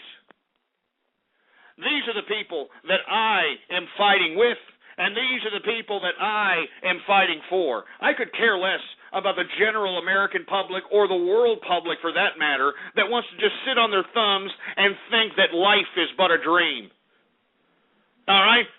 I'm not out here worried about those people. You know what I'm saying? It's those people that are justifying the totalitarian governments from increasing their totalitarian stranglehold upon us. It is the dumbed-down people of the world that are refusing to acknowledge that they have an existence and that they have to partake in. They have a responsibility to contribute to civilization, and without contributing, you are allowing those that control civilization to basically make it how they wish. Stupid, man. Anyway, I want to hear what you have to say about this. Gaddafi loyalists take back Bani Walid in Libya. What the hell do you have to say about it? 646-652-4869. We've got 954 on the horn. What's up? Hey, Ghost. What's going on? I agreed with you with everything you said so far in this broadcast, and I can't believe the people in the chat right now. Well, hey, man, get used to it, because this is the masses. This is the majority out here. That's why all these people that are talking about, we got to help the people, we got to help the people. No, we don't have to help the people. We got to help the capitalists. We got to help the people that want to help themselves. We got to help the people that have ambition, pride, integrity, and realize that we all have to make a contribution in society. And what's a capitalist's contribution to society? Working.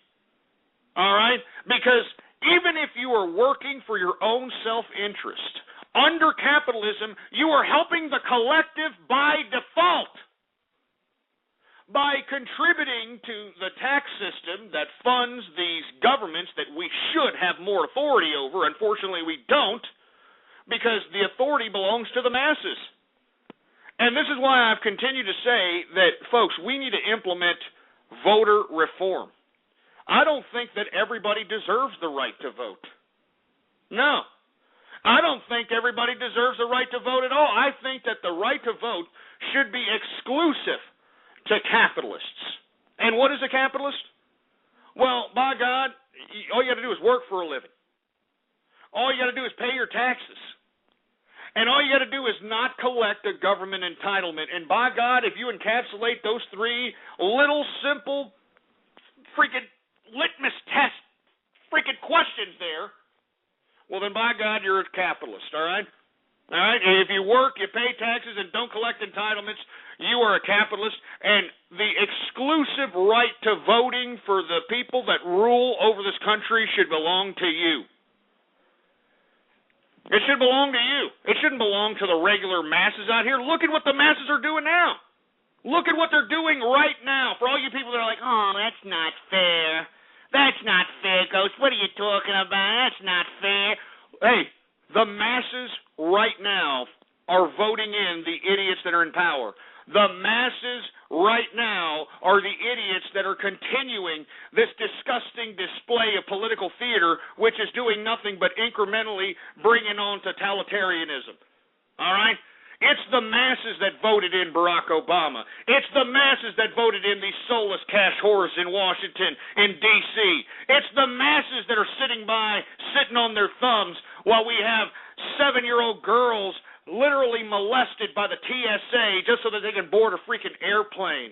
All right? It's the masses that are sitting there counting the dingleberries in their shit funnel while the goddamn governments of the world are trying to implement internet regulation.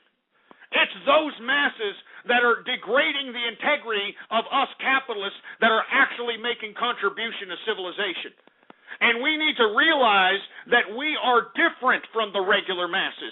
We have no affiliation with these people that want to have no contribution to civilization. We want to have nothing to do with these people that want to do nothing but just sit back, smoke weed all day, and watch cartoons and eat on somebody else's dime. We don't want to be affiliated with those that are collecting entitlements and are shameless in bringing in child after child after child into this world, only to have us, the taxpayers, feed them without any kind of recourse, without any kind of payback, or without any kind of shame.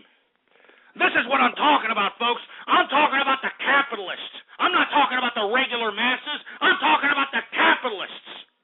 Give me capitalism or give me death, and that's all there is to it.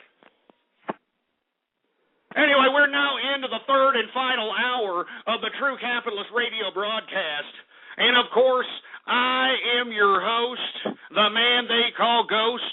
And once again, folks, I want to thank everybody for tuning in with me. Before we get into anything else, I'd like for everybody to please retweet the broadcast.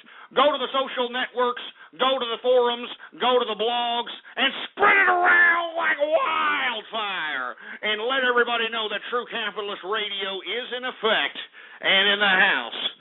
And before we get into anything else, I know that we've been kind of skipping over the goddamn chat room not the chat room shout-outs, but the Twitter shout-outs. And the reason we've been skipping over it, folks, is because you people are a bunch of jerks as it relates to the freaking Twitter name. So implement chat room martial law, engineer. Implement chat room martial law. All right, if you want a shout-out right here, right now, live on the True Capitalist Radio broadcast, all you've got to do is go to my Twitter account.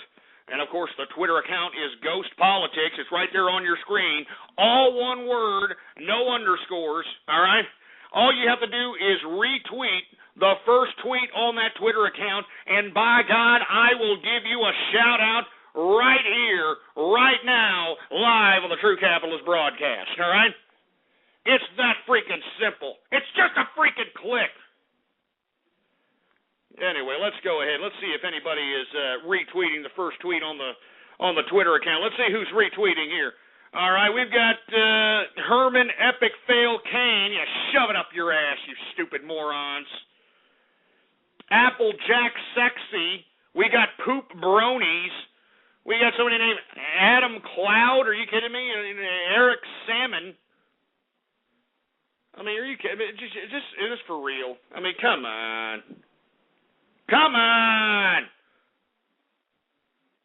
Jesus Christ. I mean, this new Twitter, I don't get it either, man. I don't know if you folks are aware.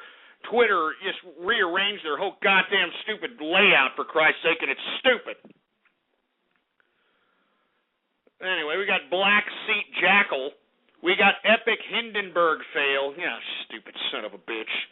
We got Reaper the Absol. We've got Robert Ale. Who else do we got going on over here? We got, who is this? Marco. Somebody named Marco. We got More Please. We've got Gaben. We got Han Hanzo in the place. What's going on? Who else we got? We got Icy Cakes in the place. We've got King Trollestia in the house. Who else do we got going on over here? We got Rena Chan in the place. We've got, who the hell is this? Limp Wrist Ghost. Just shove it up your ass, you stupid moron. We got Engineer for Host. Just shove it up your ass. Stop. Stop giving the engineer any of these goddamn ideas. Stupid morons. Who else we got? We got Vesper the Snake in the house. We got, who else we got? We got New York City Pal in the place. What's going on? We've got, who's a Capitalist Yorkie. What's going on? Man, we got a lot of retweets coming in. What's going on to Sergeant Yoda in the place? Spongies for Ghost. We got Ghostery in the place. What's going on to Ghostery out there? We got Goofy Group Poop. Oh, Jesus Christ. We got 202 episodes of Races. Shove it up your ass, you stupid moron. God damn it. We got Hipsta Tumbleweed. I mean, leave Tumbleweed alone, for Christ's sake, all right? What the hell's your problem? Huh? What the hell's your problem making fun of Tumbleweed? We got Wrestling Noob in the place. Who else do we got going on over here? We got all these people retweet. Retweet the first tweet on the Twitter account. It's that simple. Anyway, who else do we got? We got Fisher 93. What's going on? We got, of course, Dark Razors in the place. All right, who else do we have? We got Stephanie Eats Poo. Oh, Jesus Christ! You know that guy was dumped by some broad named Stephanie. Who else do we got going on over here? We got Pinky's Perv Pals. We've got Ghost Nippleless. You stupid son of a bitch. This is what I gotta take, man. This is the kind of crap I gotta take. Anyway, we got Tyler V513 in the place. Who else we got? We got 200 hours waste of time. That's it. Screw that. Screw this crap. Don't need to sit over here and take this kind of malarkey. I don't need to sit here and be besmirched in this fashion whatsoever, for Christ's sake. I mean, I got tens of thousands of people who listen to me throughout the world. I don't need to sit over here and take this useless malarkey from all you people on the internet. I don't need to take this malarkey from all you people in the chat room, for Christ's sake. God damn it. I don't need to take this from you people, God damn it. And let me tell you something right now. You people keep pushing my buttons. I'll just end the goddamn show, you sacks of crap. How you like that, huh? How you like a little bit of that? You keep pushing my goddamn buttons, I will end the freaking show. Stupid morons.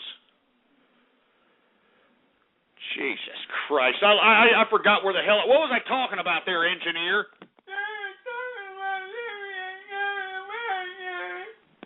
Oh, that's right. I was talking about Libya. But everybody pretty much understands my particular perspective on Libya. But let me tell you something. We do have, and we've had ever since the Libyan situation transpired, when NATO started attacking Muammar Gaddafi in Libya, we actually have an inside connection with the Libyan rebel faction. That's right. We have somebody who is a part of the Libyan rebel faction.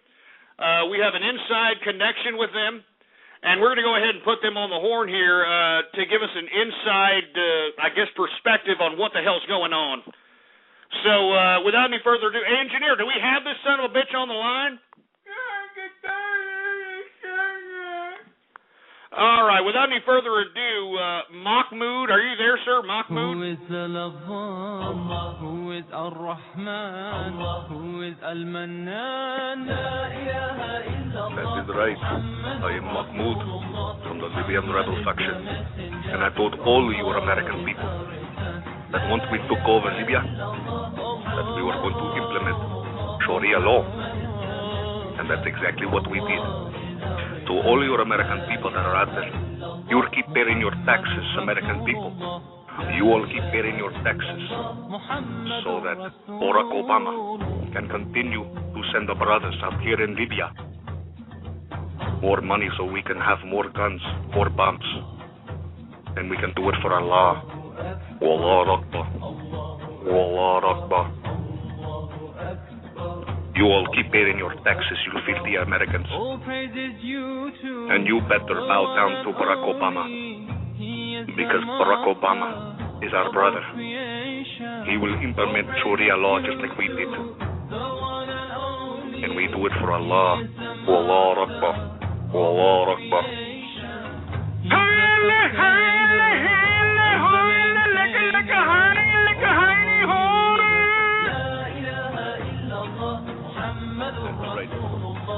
All of you people, all of you 50 Americans, I want you to stop what you're doing right now. All of you 50 Americans, I want you to stop what you're doing right now, and I want you to get on your knees. I want you to get on your knees, and I want you to face Mecca. You face Mecca now. You get on your knees right now, and you face Mecca. You face Mecca now, you 50 Americans. And you do it for Allah. Wallah Akbar. Wallah Akbar.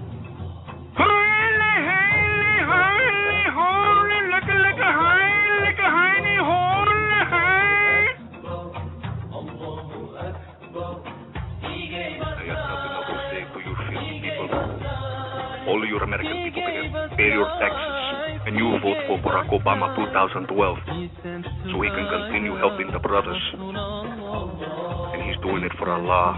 Wallah Akbar. Wallah Akbar. I have nothing else to say. I am Mahmoud from the Libyan rebel faction. Wallah Akbar. Wallah Akbar. All right, get him off and just shut him up and just shut him up. Anyway, as you can see, that was Mahmoud from the Libyan rebel faction out there in Libya. And let me tell you, he said before it even happened that there was going to be Sharia law implemented in Libya. You can look back in the archive, folks. He called it, all right? That just goes to show you what type of inside track True Capitalist Radio has with the Libyan rebel faction, man. Right when they took control of Libya, they implemented Sharia law. Oh, man. I'm telling you, you hear it first right here on the True Capitalist Radio broadcast. The radio show of record. Anyway, folks, let's talk a little bit about Iraq, shall we? We're running out of time here. Did anybody hear that Iraq, once again, a whole bunch of attacks in Iraq, killed about 19 people, injured about 80 people, for Christ's sake. And just a little statistic for you, ever since the United States troops left on December 18th, almost 327 people were killed in bombings, assassinations, and other such disgusting, horrific, tragic, terroristic ideals. This is what happens. I told you, God damn it, I told you that once America left, that it was going to go into complete chaos. I can't believe that the president not only just cut and run out of Iraq, but he just allowed America to take, over $1.5 trillion, $2 trillion we spent liberating these people, huh? Give me a freaking break. Moreover, the Iraqi parliament is selling the oil that they're pumping out of Iraq on the world market, and they've got a surplus. This freaking government has a surplus.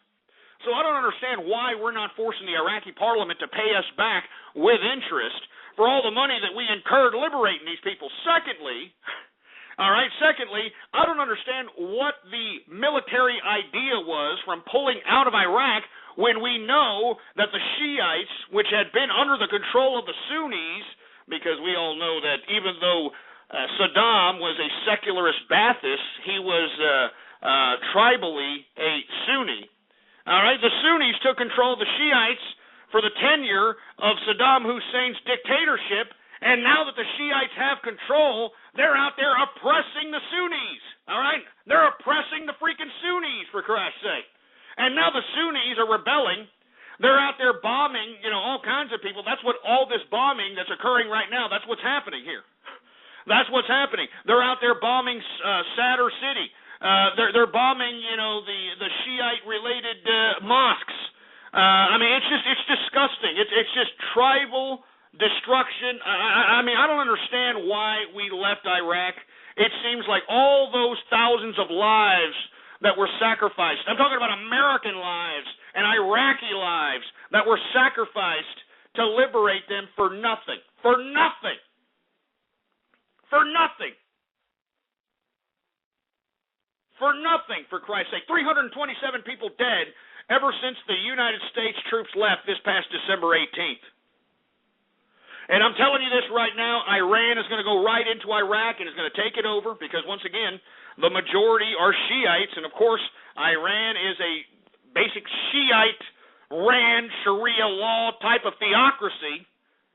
All right, so they're going to come in there and help the Shiite movement and get rid of the Sunnis. And, moreover, they're going to go right into Syria and do the same goddamn thing. And who's going to back them up? Well, of course, the Russians and the Chinese. And what does that spell? That spells World War III.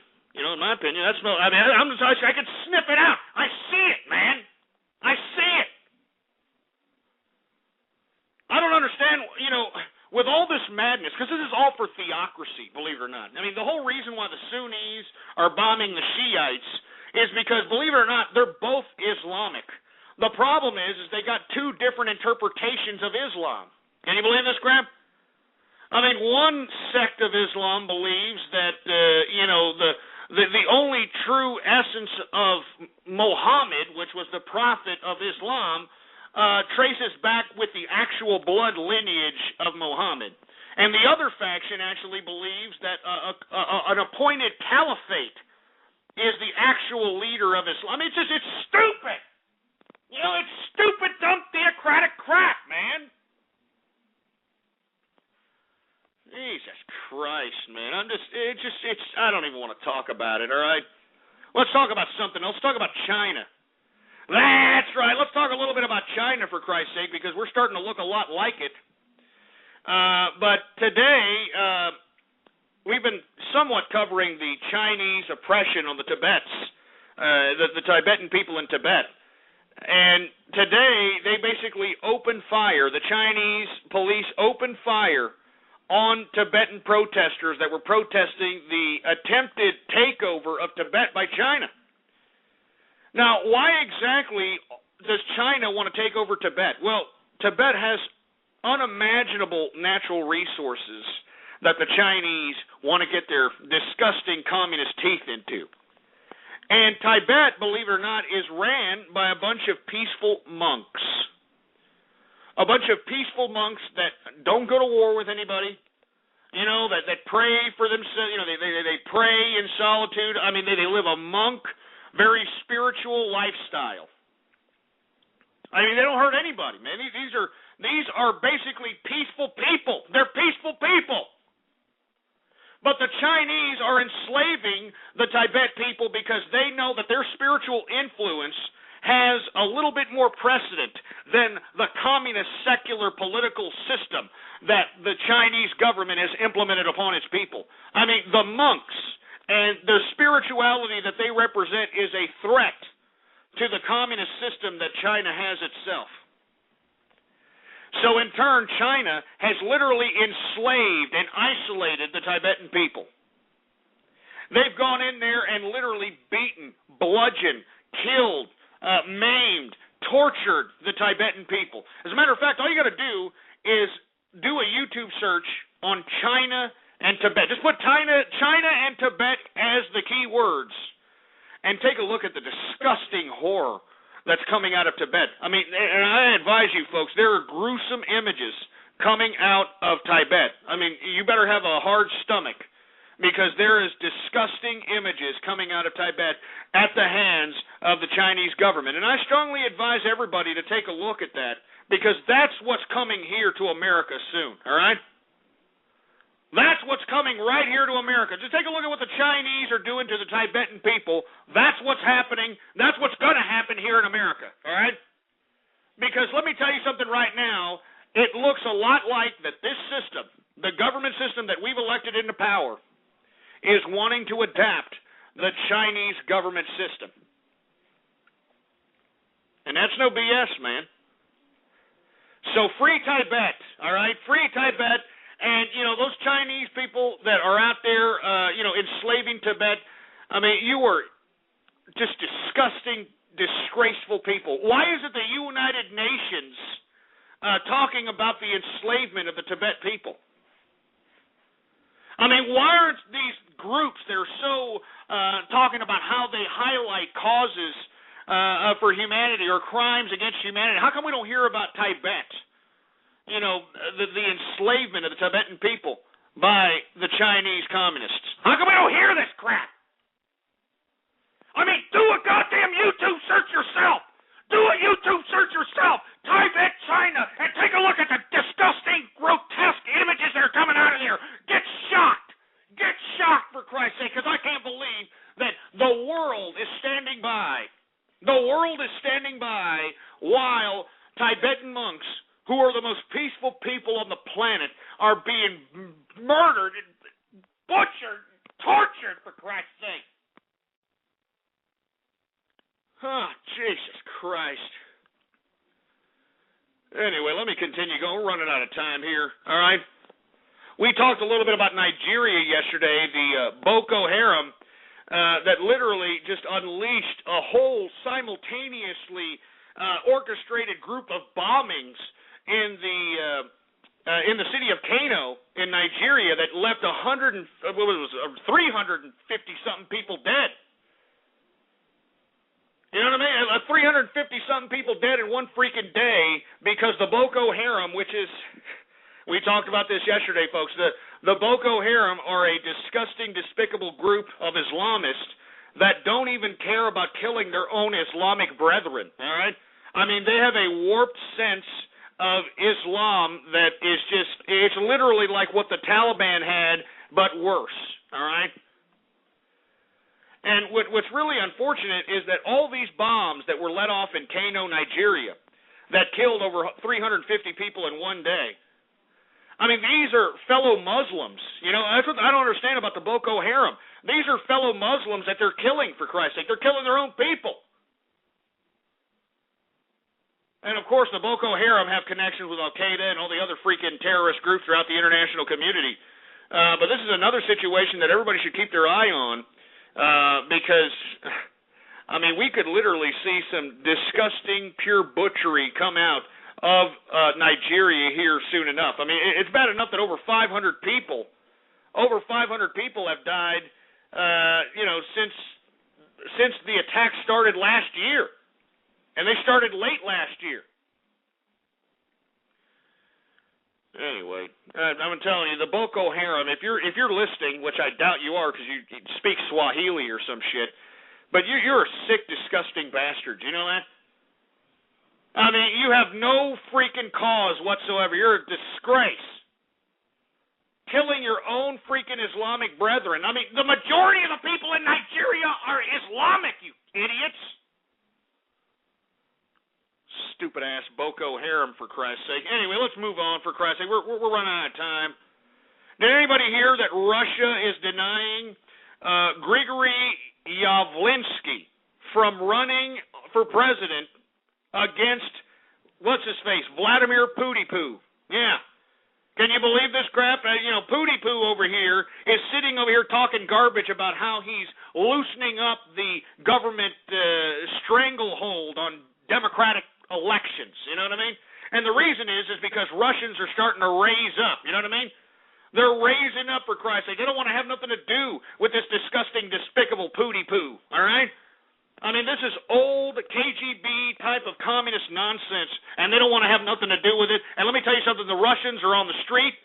They're out there raising up. As a matter of fact, they're such a threat to the government that goddamn Putin had to have a meeting with the leaders of these particular movements. I mean, this man actually had to have a leader. Of course, nothing transpired whatsoever. But when an actual candidate that wanted to run for president of Russia wanted to be on the ballot, this Grigory Yavlinsky, this guy was denied was denied by some bureaucracy, of course, made by Pootie Poo himself, which is called the National Election Board, or whatever the hell it's called out there in Russia. But believe it or not, they denied this man from running in the election. So, come March 4th, guess who's going to win the election? Vladimir Pootie Poo. That's right, Vladimir Putin. That's democratic, isn't it? Oh, yeah. Oh, we're going to deny this person from running for president because he could potentially knock off old Vladimir Pootie Poo. I mean, it's just, what a disgusting disgrace. You Russians should be ashamed of yourselves. Let me tell you something. For the people that are in opposition to Pootie Poo, to the people that are in opposition to this goddamn quasi-socialist communist experiment that's trying to rise up out of the ashes in Russia, keep on raising up, all right? Come on, Russia, come on and raise up. Keep raising up, for Christ's sake, all right? Because you cannot allow Vladimir Putin to be the next Stalin, all right? You cannot allow this idiot to do. He's already done so. He's already done so by making himself prime minister and making his lackey, Medvedev, the freaking prime minister. I mean, what do you think transpired all these goddamn riots out there in Russia? So anyway, come on, Russia, come on and raise up. That's all I got to say about it, all right? Anyway, we're almost done here, and we're going to go right to Radio Graffiti here in 5 minutes. I want to talk about a couple of things that are, kind of off the world affairs news that we traditionally deliver here. I know that I talked a little bit about Joe Paterno dying yesterday, but I'm going to continue to talk about it because these people in Pennsylvania should all be ashamed of themselves. All right? Everybody who's out there that's mourning for the loss of Joe Paterno should all be put to sleep. All right? Everybody who's out there who's crying and Joe Paterno, mourning Joe Paterno, for Christ's sake, you should all be put to sleep.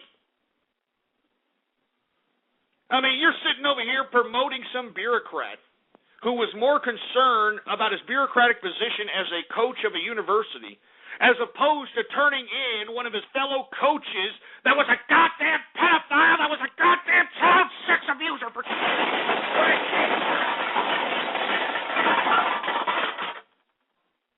I mean, screw all you people in goddamn Pennsylvania. Screw you all.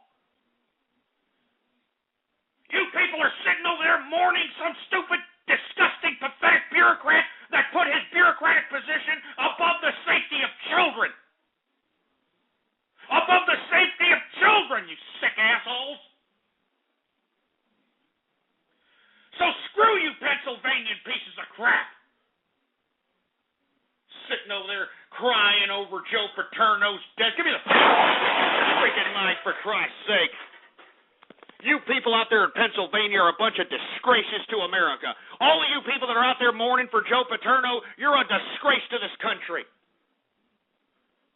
Believe it or not, they gave out tickets. Yeah. They gave out tickets to the Joe Paterno Memorial, and they were all gone in 7 minutes. Can you believe this crap? I mean, that's why I'm telling you, this is a disgraceful state. I wouldn't take a dirty diarrhea crap in Pennsylvania. As a matter of fact, we should all just literally throw our asses in the direction of Pennsylvania. Wherever you are in America, put your ass towards Pennsylvania and blow the biggest fart you have ever laid in your life just so that they can take a good whiff of what the hell that they have.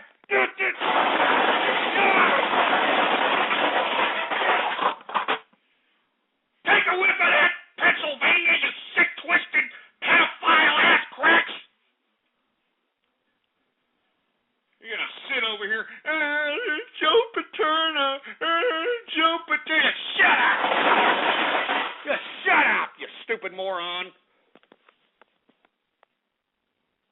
I mean, people should be taking dirty, yellow, bubbly pisses on Joe Paterno's grave. That's what they should be doing, all right? What, we're supposed to feel sorry for some old prostate-infected asshole who put his bureaucratic position above child sex abuse? And you want me to feel sorry for this old piece of trash?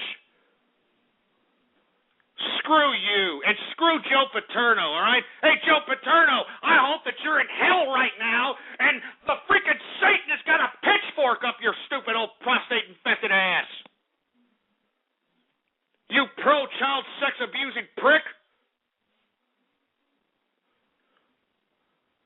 And I'm glad that eBay has denied anybody from selling these tickets, by the way. Yeah, people tried to eBay these freaking Joe Paterno tickets, and eBay said, hell no, we're not having anything to do with that.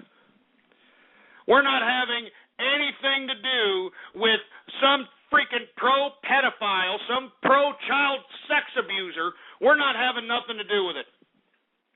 And you know what? Bravo, eBay. Bravo. Don't let these Pennsylvanians make a mockery of child sex abuse. And that's what they're doing by mourning Joe Paterno. All right? They're making a mockery of child sex abuse just like the Catholic Church made a mockery of it. It's a disgrace. So screw you, Joe Paterno. I spit on your grave, boy. Twah! Twah! I spit on your grave, boy. Anyway, on a lighter note, the Hollywood nominations for the Oscars were today.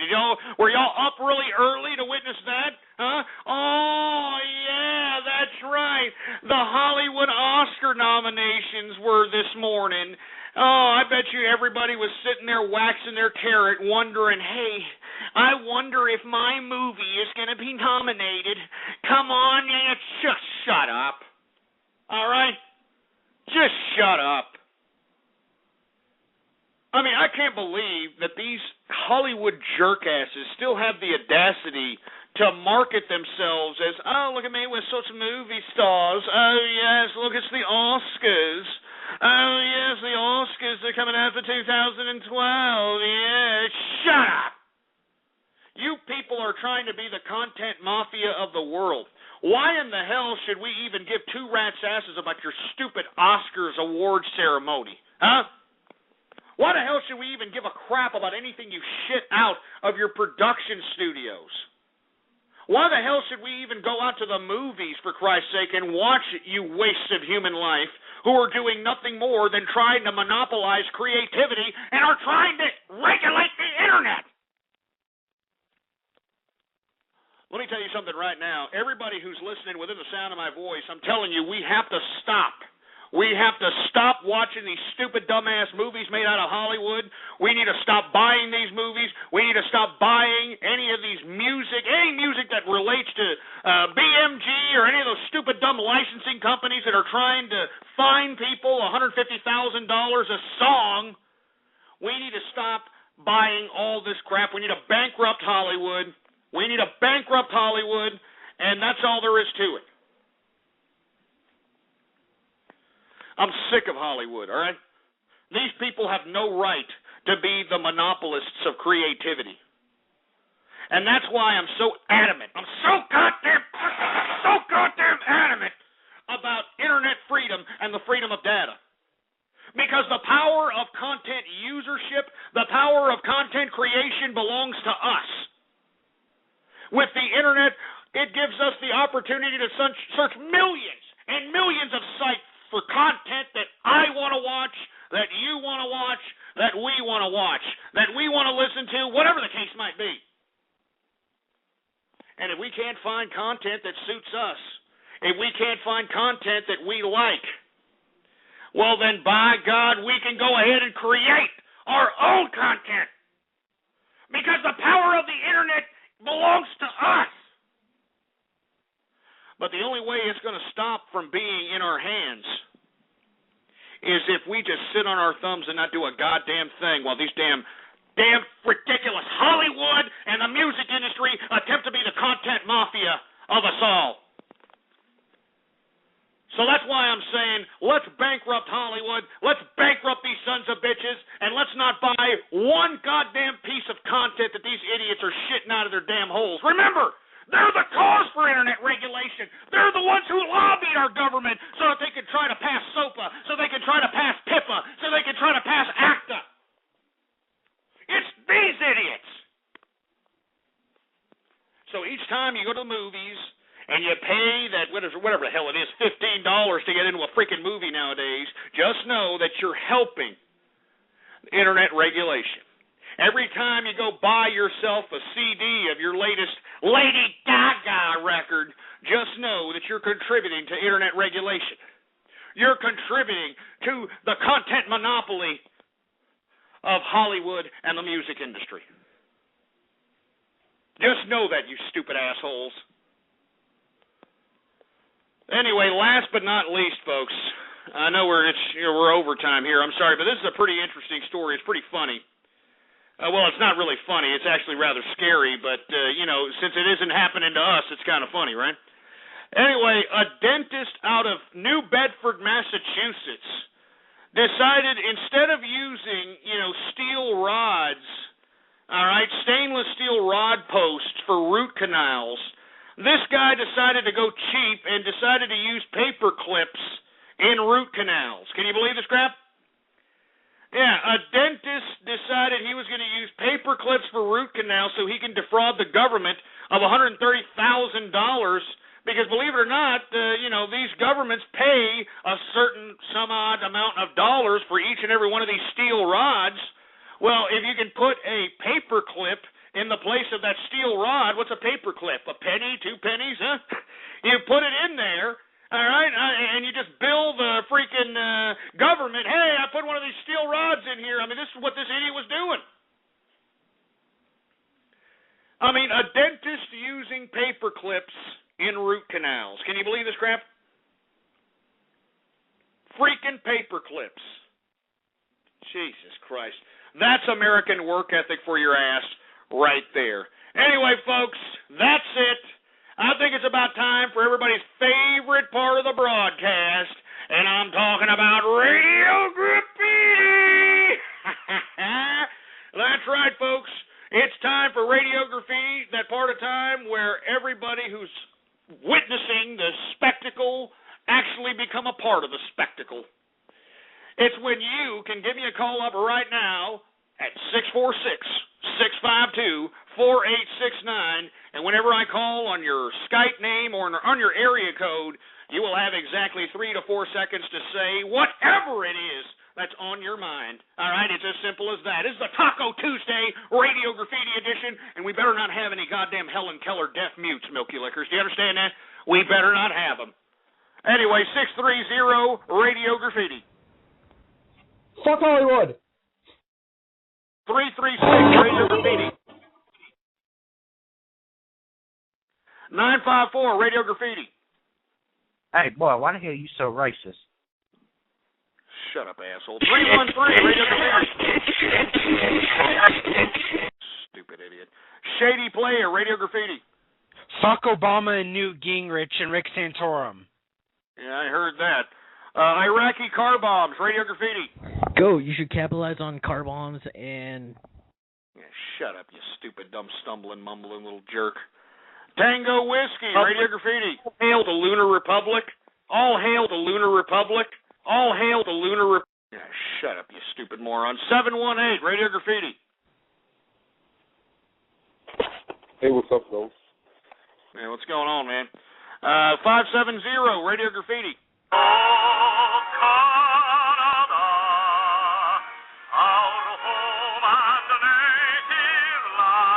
God damn freaking idiots from Canada calling. I'm not going to diss Canada, all right? Because I may have to go there. I may have to jump ship out of this country and go out to Canada, that freaking ice hole. They're becoming more capitalist than America. Goddamn Canada, man. Freaking Jesus. 913 Radio Graffiti.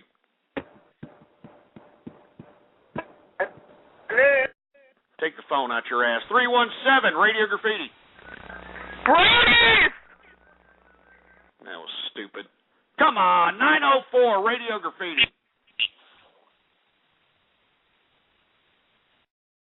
Jesus Christ, you people are stinking up the place. 252 Radio Graffiti.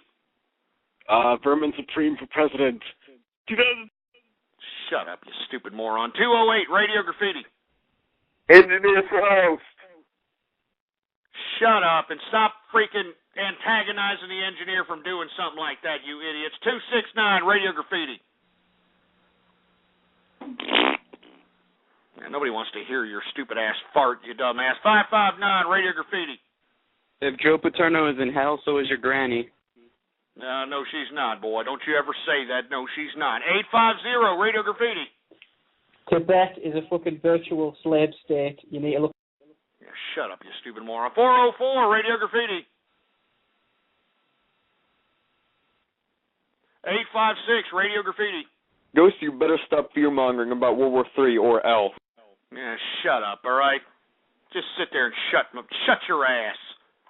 760 Radio Graffiti. Stupid asshole. Evil Bronze Radio Graffiti. Don't you want to grow up to be just like Ghost? I've been with 10 women who got HIV. Now don't you want to grow up to be just like Ghost? I've got genital warts and it burns when I pee. Don't you want to grow up to be just You stupid dumbass. 702 Radio Graffiti.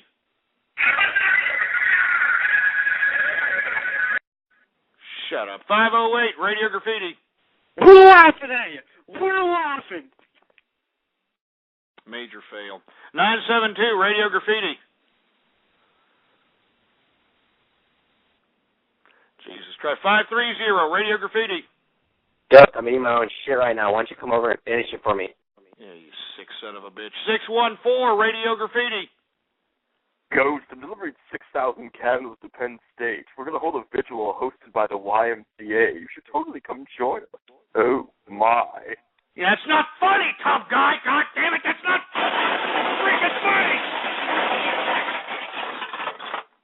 That's not freaking funny, for Christ's sake. There's nothing funny about that. No one, I repeat, no one should be holding goddamn candle vigil for freaking Joe Paterno. And anybody who is should be put to sleep. Give me the mic. A freaking night, for Christ's sake. Sick of this crap. 234 Radio Graffiti. 818 Radio Graffiti. Ghost, I'll see you, tough guy, at the vigil. Stop stumbling over your own tongue. 204 Radio Graffiti. Hello? Goodbye. 347 Radio Graffiti. Ban all bronies. Jesus Christ. 754 Radio Graffiti. 760 Radio Graffiti. 831 Radio Graffiti. Oh, hey, little ghost. Do you know that if you're a melting pot of friendship, does that mean friends? Do you not know? Let me spit it out, boy. 513 Radio Graffiti. Hey, Ghost man, I got my pony costume on. How about you come ride me till the bombs drop? Ah, you sick son of a bitch. 631 Radio Graffiti. You're a wreck. Now, shut up. 603 Radio Graffiti. Hey, engineer, why is Joe Paterno hosting the show? Shut up, you stupid moron. Shut up. 936 Radio Graffiti. Oh, Ghost, tell Mr. Fortune Cookie to stick his fortune cookie. Shut up. 517 Radio Graffiti. What's going on, Ghost? If you don't stop fear, I'm going to do this, bitch. Shut up, you stupid moron. 807 Radio Graffiti. Hey, Ghost, you should get your granny taxidermized by Chuck Tep. Grow some bass in your voice, boy. 708 Radio Graffiti. Martin Luther King. Goddamn sons of bitches. Shut up. 718 Radio Graffiti. Handphone. Stupid idiot.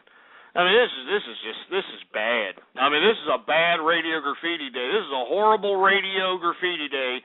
Hey, let's get to Exara Hawks. He'll always put us in a better mood. Exara Hawks Radio Graffiti.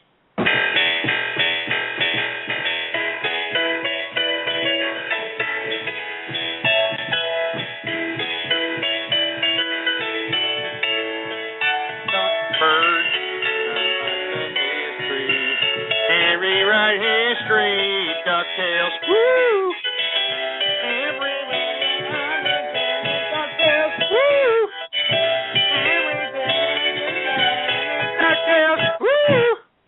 Anyway, thanks a lot, Exara Hawks, man. You brightened everybody's day, for Christ's sake. It's a pretty bad Radio Graffiti, to say the least. Yeah. Thanks a lot. Oh, you're going to say something, man? What you going to say? I do what I can, Ghost. Hey, thanks a lot, man. Exara Hawks in the house. You know where to follow them. 502 Radio Graffiti. You should get on your knees and do some for Lorico. Oh my, I stapled tape. Stop ripping off Tub Guy, for Christ's sake. 210 Radio Graffiti. This is for Virginia. All right. 832 Radio Graffiti. How you doing? How you doing today? Who is this? Hey, you there? It's Tina. Who is this? What, are you in a tub or something? Yeah, I am. I'm getting all good and clean for you. I know you want me to be clean when I come over, Ghost. Oh my God! I can hear the freaking water, for Christ's sake. I mean, are you actually listening to me? And what is it about people in tubs and the True Capitalist radio broadcast? What is this? Well, because we have to play with ourselves when we talk to you, Ghost. You get us just so excited. Oh my God! Are you trans-testicle by any chance? Yes, I am. This is Tina. Don't you remember me? Oh, Jesus Christ! Get her! Get her off, for Christ's sake! Jesus Christ, trans-testicles in the tub listening to True Capitalist Radio on the next freaking Geraldo. Jesus Christ. Jesus Christ, this is a trans-testicle Taco Tuesday right now. A trans-testicle Taco Tuesday. Give me a freaking mic, for Christ's sake. Jesus, I'm just about had it. I'm just about ending the show here. 754 Radio Graffiti. 863 Radio Graffiti. Hey, Ghost. Thanks for the gift basket. Shut up, you stupid moron. 630 Radio Graffiti. 832 Radio Graffiti. Ghost, how are you doing? Who is this? This is Nikolai. Oh, Jesus. What do you want, Nikolai? Oh, I just want to say hello and write it off this Radio Graffiti. It's pretty shitty today. Oh, this is a fake Nikolai. Get him off. Get him off! 443 Radio Graffiti. Bashar al-Din 2012. Yeah, shut up, you stupid sick sadistic moron. 646 Radio Graffiti. 508 Radio Graffiti.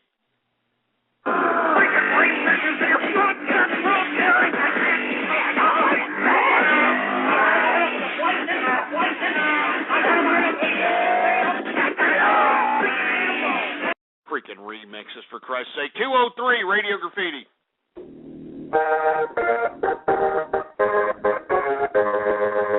Oh, man. Yeah! We got the organ player in the house, baby! We got the organ player in the house, and he's playing for the Lord, baby! He's playing for the Lord, baby! Hey, that was pretty good, man. Thanks a lot, man. Thanks, Ghost. I appreciate it. Thanks for calling in. Once again, that's our organ player here. We heard Exara Hawks, the True Capitalist Pianist. And, of course, we got an organ player in the house. Thanks a lot for calling in, man. I appreciate it. 423 Radio Graffiti. Hey. Shut up. 908 Radio Graffiti. Why don't you get off the fucking microphone and put the engineer on? We're sick of... Yeah, shut up, you stupid moron. Odin Warfare Radio Graffiti. This is Odin. I fucking told you I'm coming for you, faggot. Shut up, you stupid idiot. 479 Radio Graffiti. I'm playing Minecraft. Call me back later. Well, then don't call me, you stupid, dumb, idiot gamer nerd. For Christ's sake, don't call me then. 248 Radio Graffiti. Hey, Ghost, it's me, Khalid Khalukasa. Long live Sharia capitalism. What the hell are you talking about? Lahalachem, all right? 845 Radio Graffiti. Shut the fuck up, you fucking sick-ass motherfucker, you. What? Would you talk to your mom like that? What's the hardest thing you've ever taken? Jeez, it sounds like 8 trans-testicles in one room over there, for Christ's sake. 541 Radio Graffiti.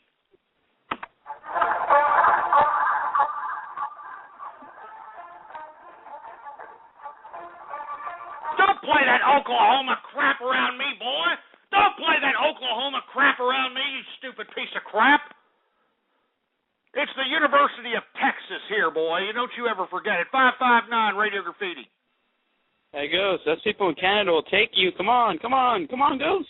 I don't know. I'm thinking about it, believe me. 951 Radio Graffiti. You're gonna get fucked up the asshole with the porcupine. You stupid dumb asshole. 913 Radio Graffiti.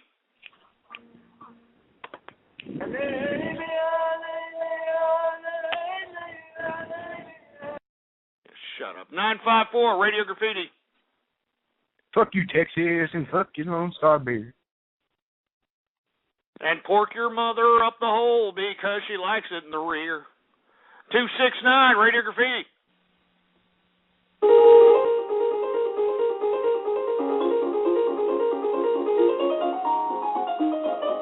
Uh-oh. Oh, yes. Welcome to Masterpiece Theatre. I am your host, or follow me. Come with us and join us in today's Masterpiece. Oh, yeah. Pretty good, man. Oh, man, that was pretty good piano there, man. Jesus Christ. You want to give a shout-out to anybody? The Scat Kid. Oh, Jesus Christ. That wasn't you. That was a goddamn recording from that little prick. 336 Radio Graffiti. Living beat Jesus out of you all! No, you won't. Come on, ladies. Little engines can do big things. Don't you ever talk about my family, you sorry sick! Well done, Thomas. Yeah, you're goddamn right. Don't you ever talk about my family, you sorry sack of crap. 203 Radio Graffiti.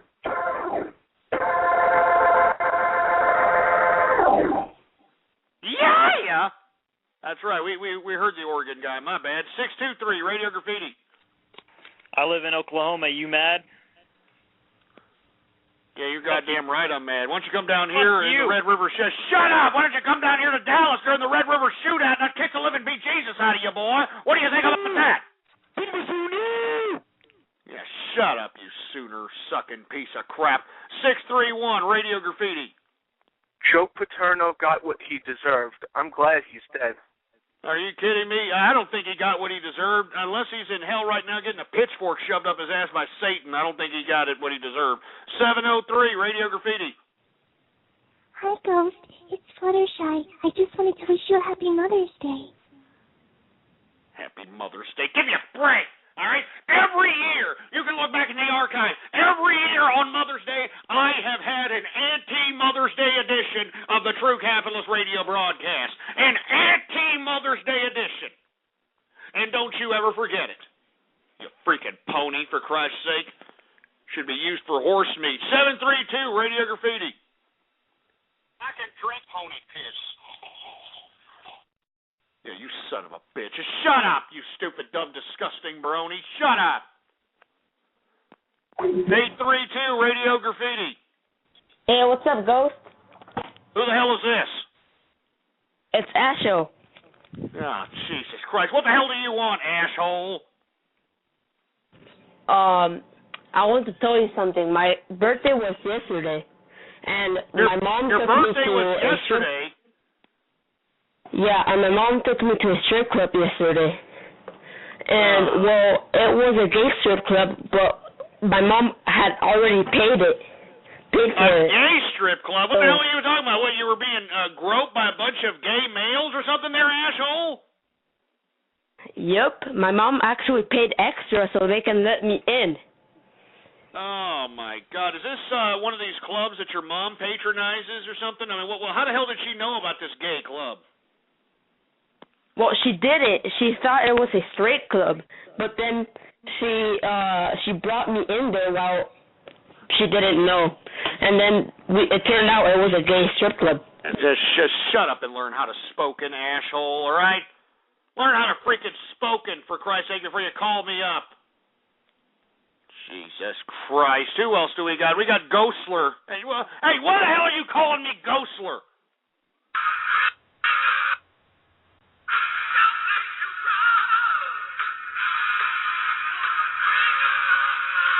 Let me tell you something, you assholes. Don't call me Ghostler, all right? There's nothing funny about you idiots calling me Ghostler. Nothing. Sick sons of bitches. 347, Radio Graffiti. Yeah. Just tell me the signs. Just shut up, all right, you stupid moron. 516, Radio Graffiti. Yeah, man. Is it, God.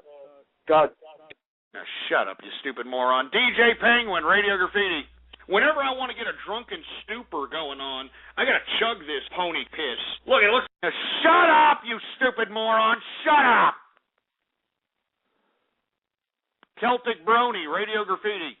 My daddy, you are a piece of crap, and I don't care if you're dead. You deserve to die. What do you think about that, huh? My father is dead, all right? So I lulled. He's dead. God damn you, Celtic Brony. Don't you ever talk about my father. Oh, you son of a piece of crap!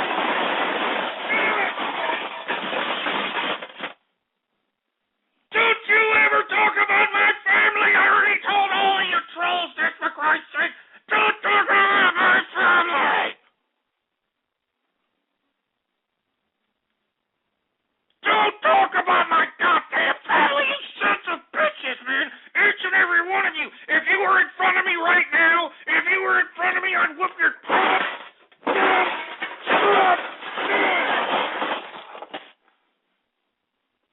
God damn it! God damn all of you!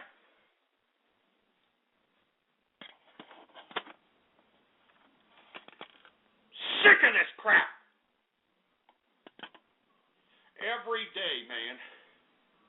Every goddamn day I come up here and do this broadcast, and this is the kind of goddamn ridicule that I get from you stupid sacks of crap! This is the kind of crap that I get!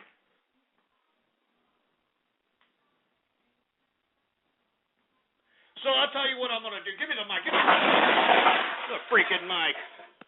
Implement chat room martial law right now, engineer. Implement chat room martial law. Let me tell you something right now. I'm into the goddamn show right now, and you sorry sacks of crap, because I deserve more respect. I deserve more respect. I mean, I'm a capitalist. And I deserve the respect according to that title. You sorry sack of crap. Anyway, follow me on Twitter there, jerk dicks. Ghost Politics, all right? All one word, no underscores, Milky Lickers.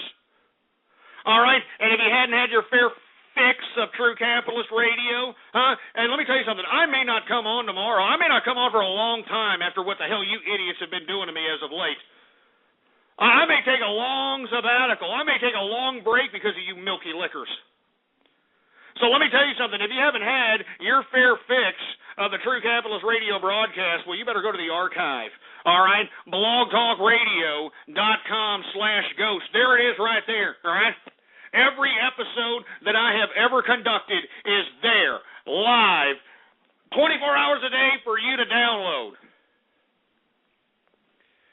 Jesus Christ. Let me have one more cluster call and see if anything, if that is even going to do anything. How about 508-617-203-304-252? Hey, Ghost. My friend Dash wants to know why you hate Brony so much. Shazbot.